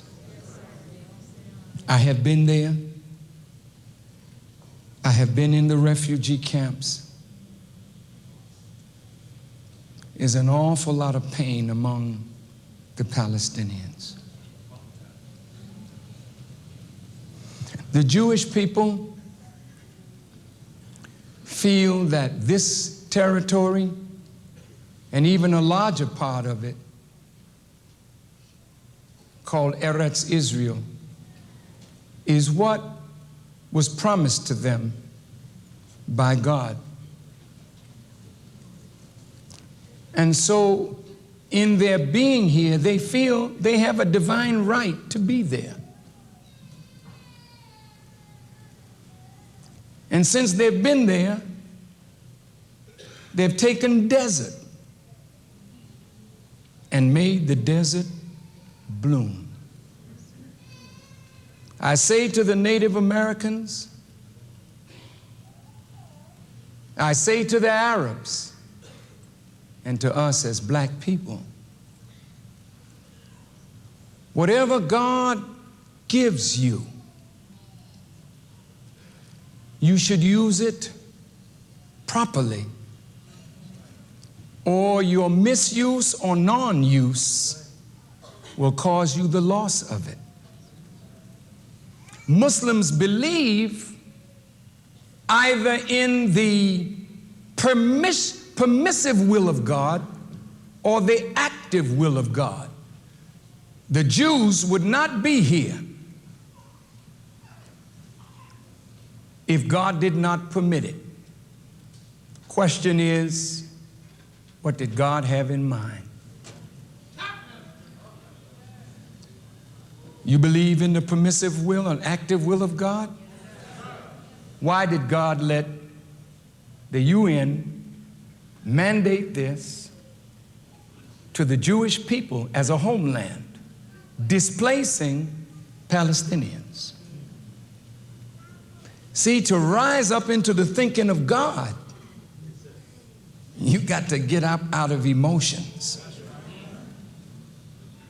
Now, the Jewish people feel they got a right there, and the moment they got there, war started in 48. The Arab world jumped on them, and with America, England, and France backing them, they beat the Arab nations and took more and more land. And every time they fought against the Arabs and won, they took more and more land. The Palestinians lost land, the Israelis gained land. They feel that it is theirs. I'm not going to argue that. I try to look at things through the eyes of others so I can see how you see. Most of us only want to see through our eyes, and therefore we never understand why people see things differently than ourselves. How do you think the Jews feel? Somebody coming in there strapping a bomb on themselves and blowing up a discotheque or a place, a restaurant or a bus, a place, and here's some innocent people shopping and they get blown up. How do you think they feel as a government? What do you think they feel? Come on, come on. Do they feel anger? Yes, sir. Is it natural? Yes, sir. Should they want revenge? Yes. Is that natural? Yes. Uh-huh. All right. I'm looking at it now from the Israeli side. They say God gave this to us. The Palestinians don't agree. Now let's jump over on the Palestinian side for a second. For 53 years, they've been second class or no class in their own land. You know what Yasser Arafat is? They call him the president of the Palestinian Authority. I went into Israel. I visited with President Arafat in Ramallah. And I looked at my brother and I said in my heart, all the prisoners have elected you as the warden.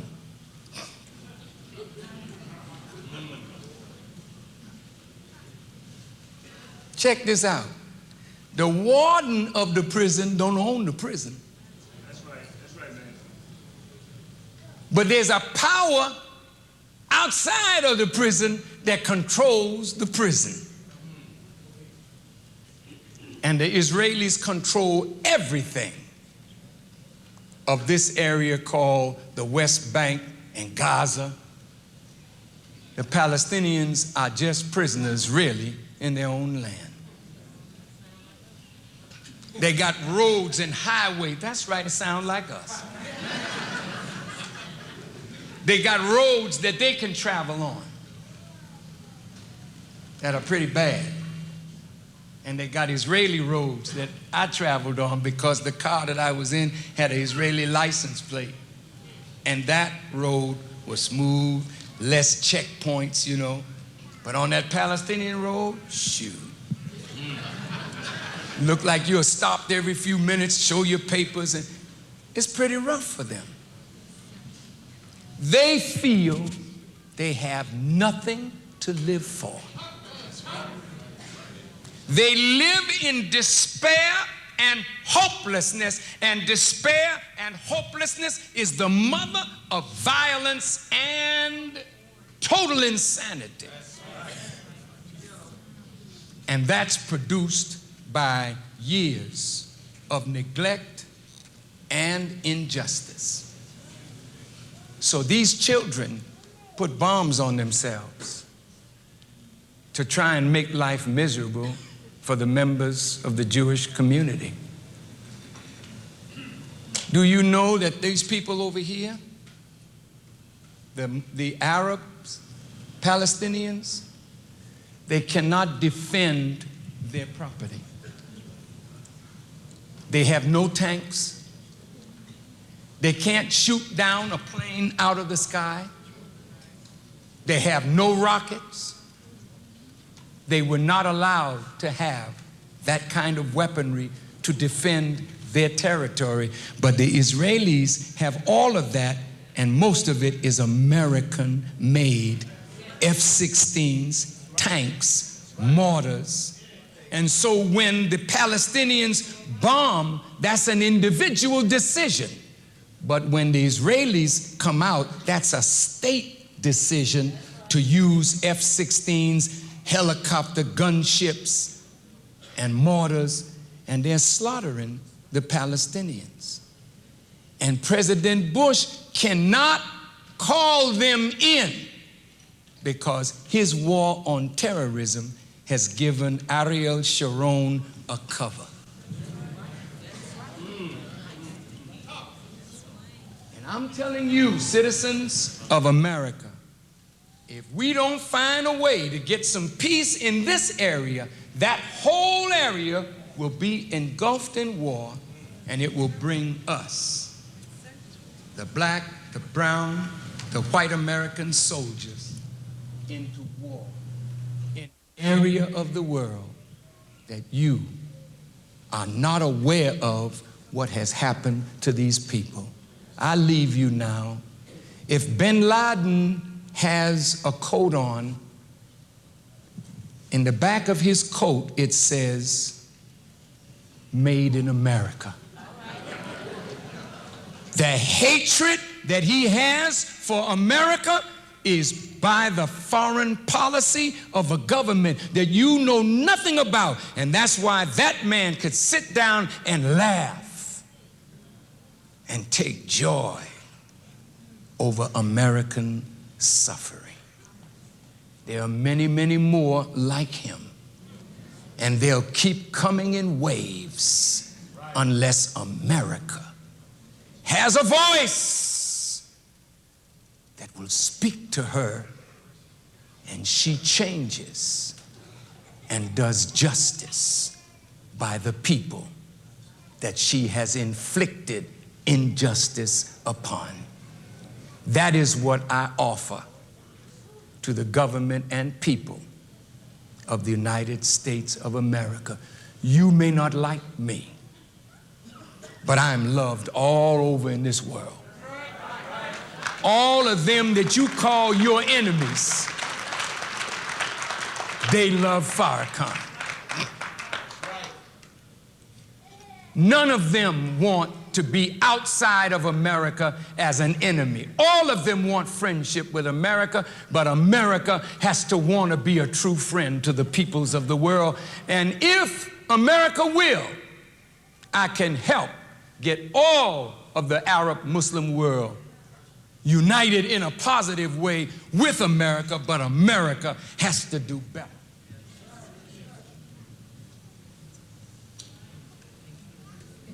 So, to Arabs, to Muslims, those that think there's nothing good coming out of the West, that's extremism.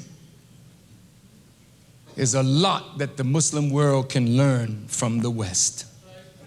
And there's a lot that the West can learn from Islam. We do not need this war of civilizations.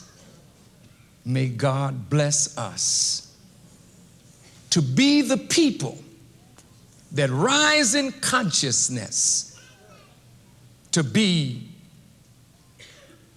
enlighteners of the American people, making them ambassadors for peace rather than instruments of death and destruction.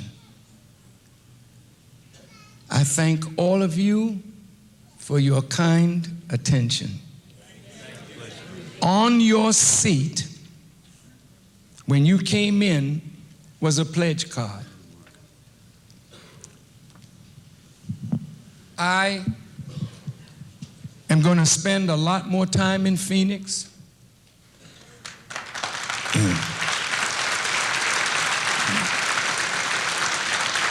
This is a great city in a great state with some wonderful people. I want to work with the Muslim and Christian and Jewish communities and religious communities, so as people of God, we can help to make our city, our state, our nation, and our world better than what it is. So I'm going to spend at least 4 to 6 months out of the year in Phoenix, and the believers here need a decent place to meet, to set up a school where I can come and teach the people, although it'd be too small from day one, but I still would like us to have a decent place. I know that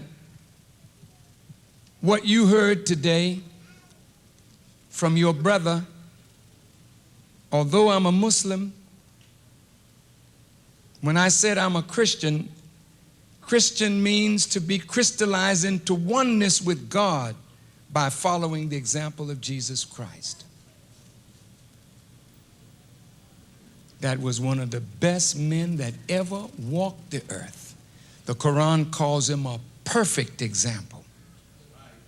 And if you follow his life and the life of the early apostles, they never were violent and destructive to human beings in spreading the message of Jesus.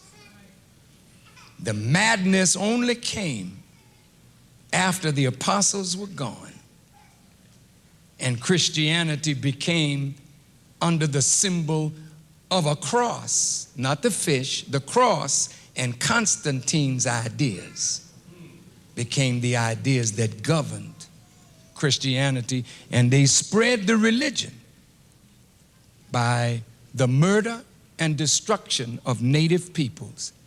And that's why the Pope today is apologizing for the wrong. But to Muslims, I have to tell you, I studied our prophet, and every war that the prophet entered into during his lifetime was a defensive war. He was never the aggressor. But the prophet said, 3 generations after me will no longer be of me. And the whole world of Islam has deviated from that righteous man and his spirit. And that's why the prophet said the Mahdi would come to guide our world back to the straight path of God. And guess what? Those of you who want nothing to do with the West, the prophet said, the sun that you see rising from the east, you will one day see it rising from the west. Out of this nation, America, will come a light so bright that it will cast its shadow back toward the east. That's the role that God has called you to. The suffering blacks and Native Americans. Out of your suffering, you should have learned compassion. You don't have a hate-filled heart. Some of us could do some damage. Ain't no joke about that now. But you know what? Even the toughest brother that is just so angry with white folk that you could lay them out, I'm willing to bet my life that you couldn't do it for long.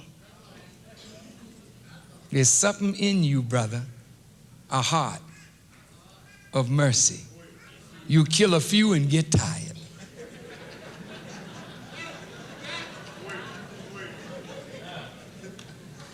You're just not that. You're not that. God is calling you now to be a light. So the next time we meet, maybe we'll be at Grady Gamage, a larger place, And I want to tell you the role that America is to play in the rejuvenation, resuscitation of the world. And if she refuses her role, God will bring another people in her place. This building, give me a better shot. Can you raise it up some? This building has an auditorium that seats about 300 and an annex that seats about 425. And it's in the old historic district of Phoenix.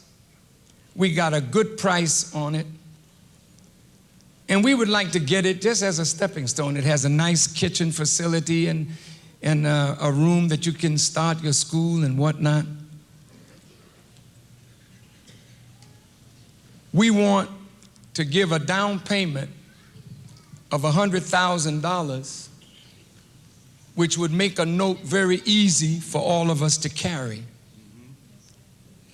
So what I'm asking is, if you look at this card, it says your name, your address, your city, telephone number, email. Would you help us to get this building so we can have a place to meet and break down divisions and unify us as a people and as a community? I'm asking you if you would fill it out. If you would like to give $50, $100, $150, we're going to need it within the next 6 weeks. Yes, sir. And all I'm asking is put down what you earnestly and honestly feel you can afford to give. And whatever you give, I pledge to you that God will absolutely increase your gift, and you will not miss what you give to this cause that makes men and women that will stand up for truth and right by the grace of God when others lay down. I'm asking you to help us. I'm asking you to help us get a home that is a starting place for the community. You can make your check payable to Mosque number 32 Building Fund. You don't have to write the check now. It's all right. I just want you to fill out the piece of paper and say on this paper, if you want to, what you would like to give to help us. May I ask you a question? Yes, sir. Did you gain something from what you heard today? Yes, sir. How many of you gained something from what you heard today? Thank you. Do you think that the minister teaches hate? No, sir. Do you really think, based on what you heard today, I mean, it's raw, it's rough. Do you think I hate our government? No, sir.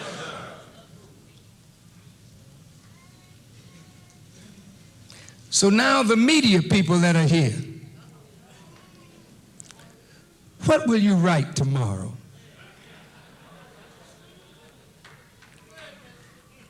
I opened up with you, telling you what one of your own said about you. Will you try to prove them wrong? Don't sensationalize what I said to make me look like I'm some enemy of America and a friend of bin Laden. I am a friend of truth. I don't know Mr. bin Laden, but I wouldn't agree with him that innocent men, women, and children would die in the World Trade Center. I know there's a better way to solve our problem than that. You agree? Yes, sir. Are you filling this out? Come on now, there's a pen somewhere.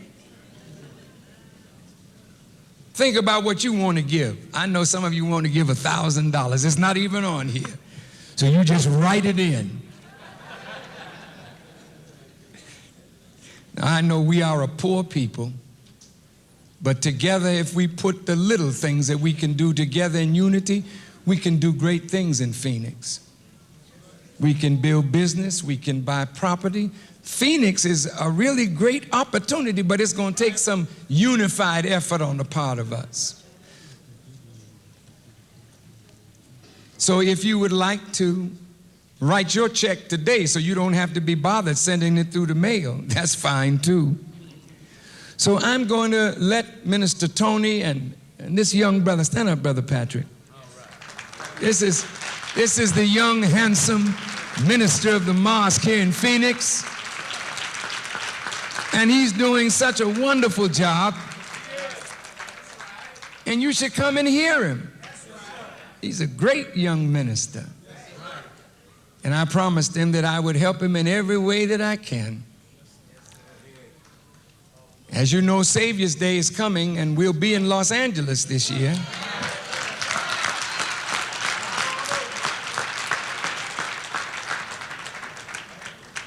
So I will be here in Phoenix up until then. Our next meeting with me will be in January, the third week in January. What? The 20th. Where? The next meeting will be at Grady Gamage on the university campus. And I want to talk to all of us about our role, the future of America. I hope she has one, boy. I hope she doesn't destroy her future. So, everybody straight? Yes, sir. Brother wants to ask a question. I'll take this question while they're filling out their cards. Yes, sir, brother. Assalamu alaikum, brother. Wa alaikum salam. Brother Farrakhan, we have a problem here in Phoenix with Sheriff Joe Arpaio. Who? Sheriff Joe Arpaio. The way he treating our brothers, our brown brothers and black brothers and our sisters in the jail system here in Phoenix is a trap. And I want to know if the brothers, when we do get the mosque built, we're going to step up and do something for the community about Joe Arpaio. Because it's a shame what this brother's been allowed to do to our people here in Phoenix, Arizona. Thank you.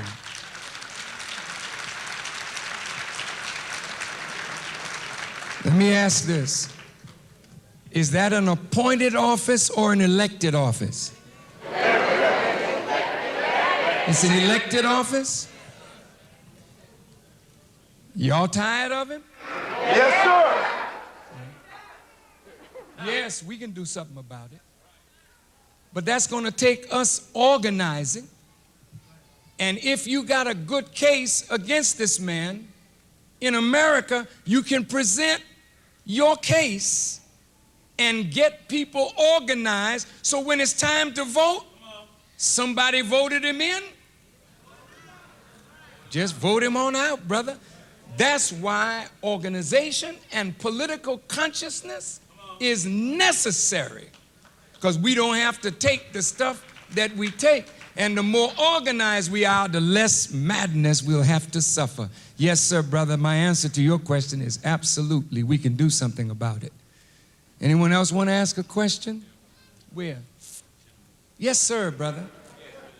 How can we debunk this lie that anthrax is coming from the Middle East when they know it came from right here?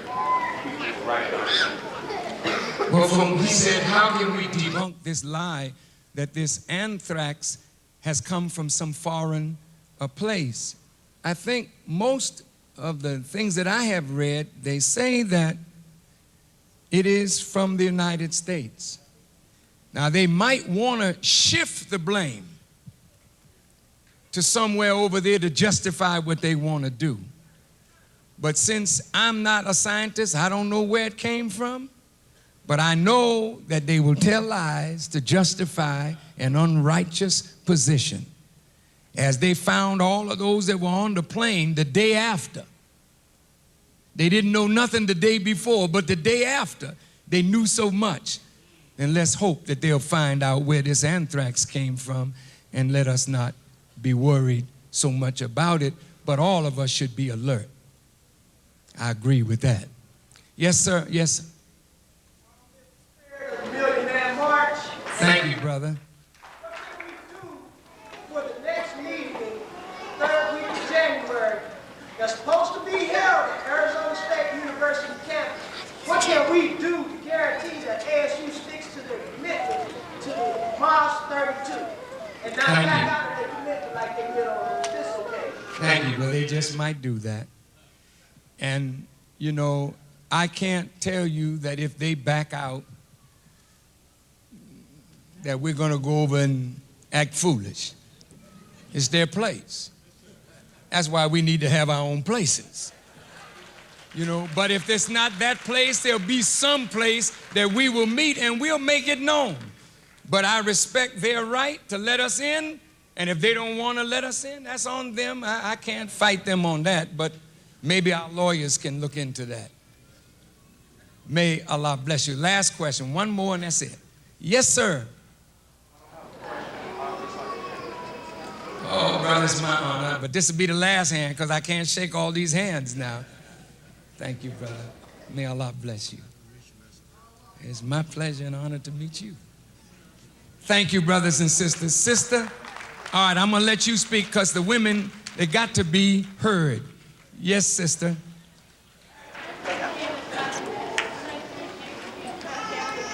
You're from where?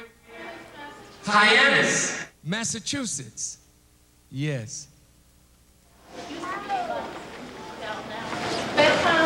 In last year, President Clinton left office. He opened up the borders and let non-citizens in. George Bush had them down here with the Congress.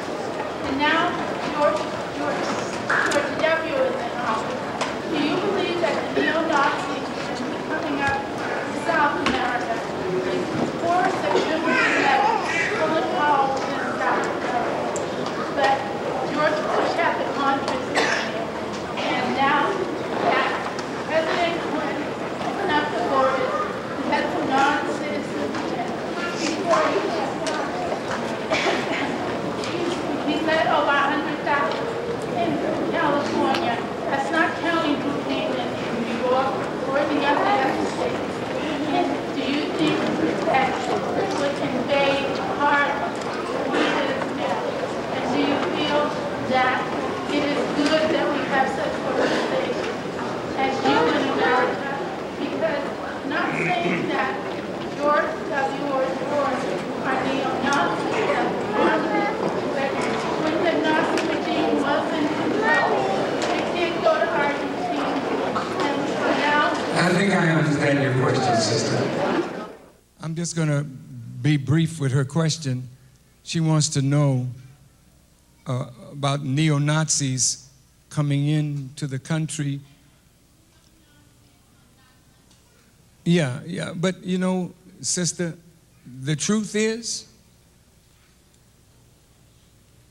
the Nazi mentality does not wear swastikas.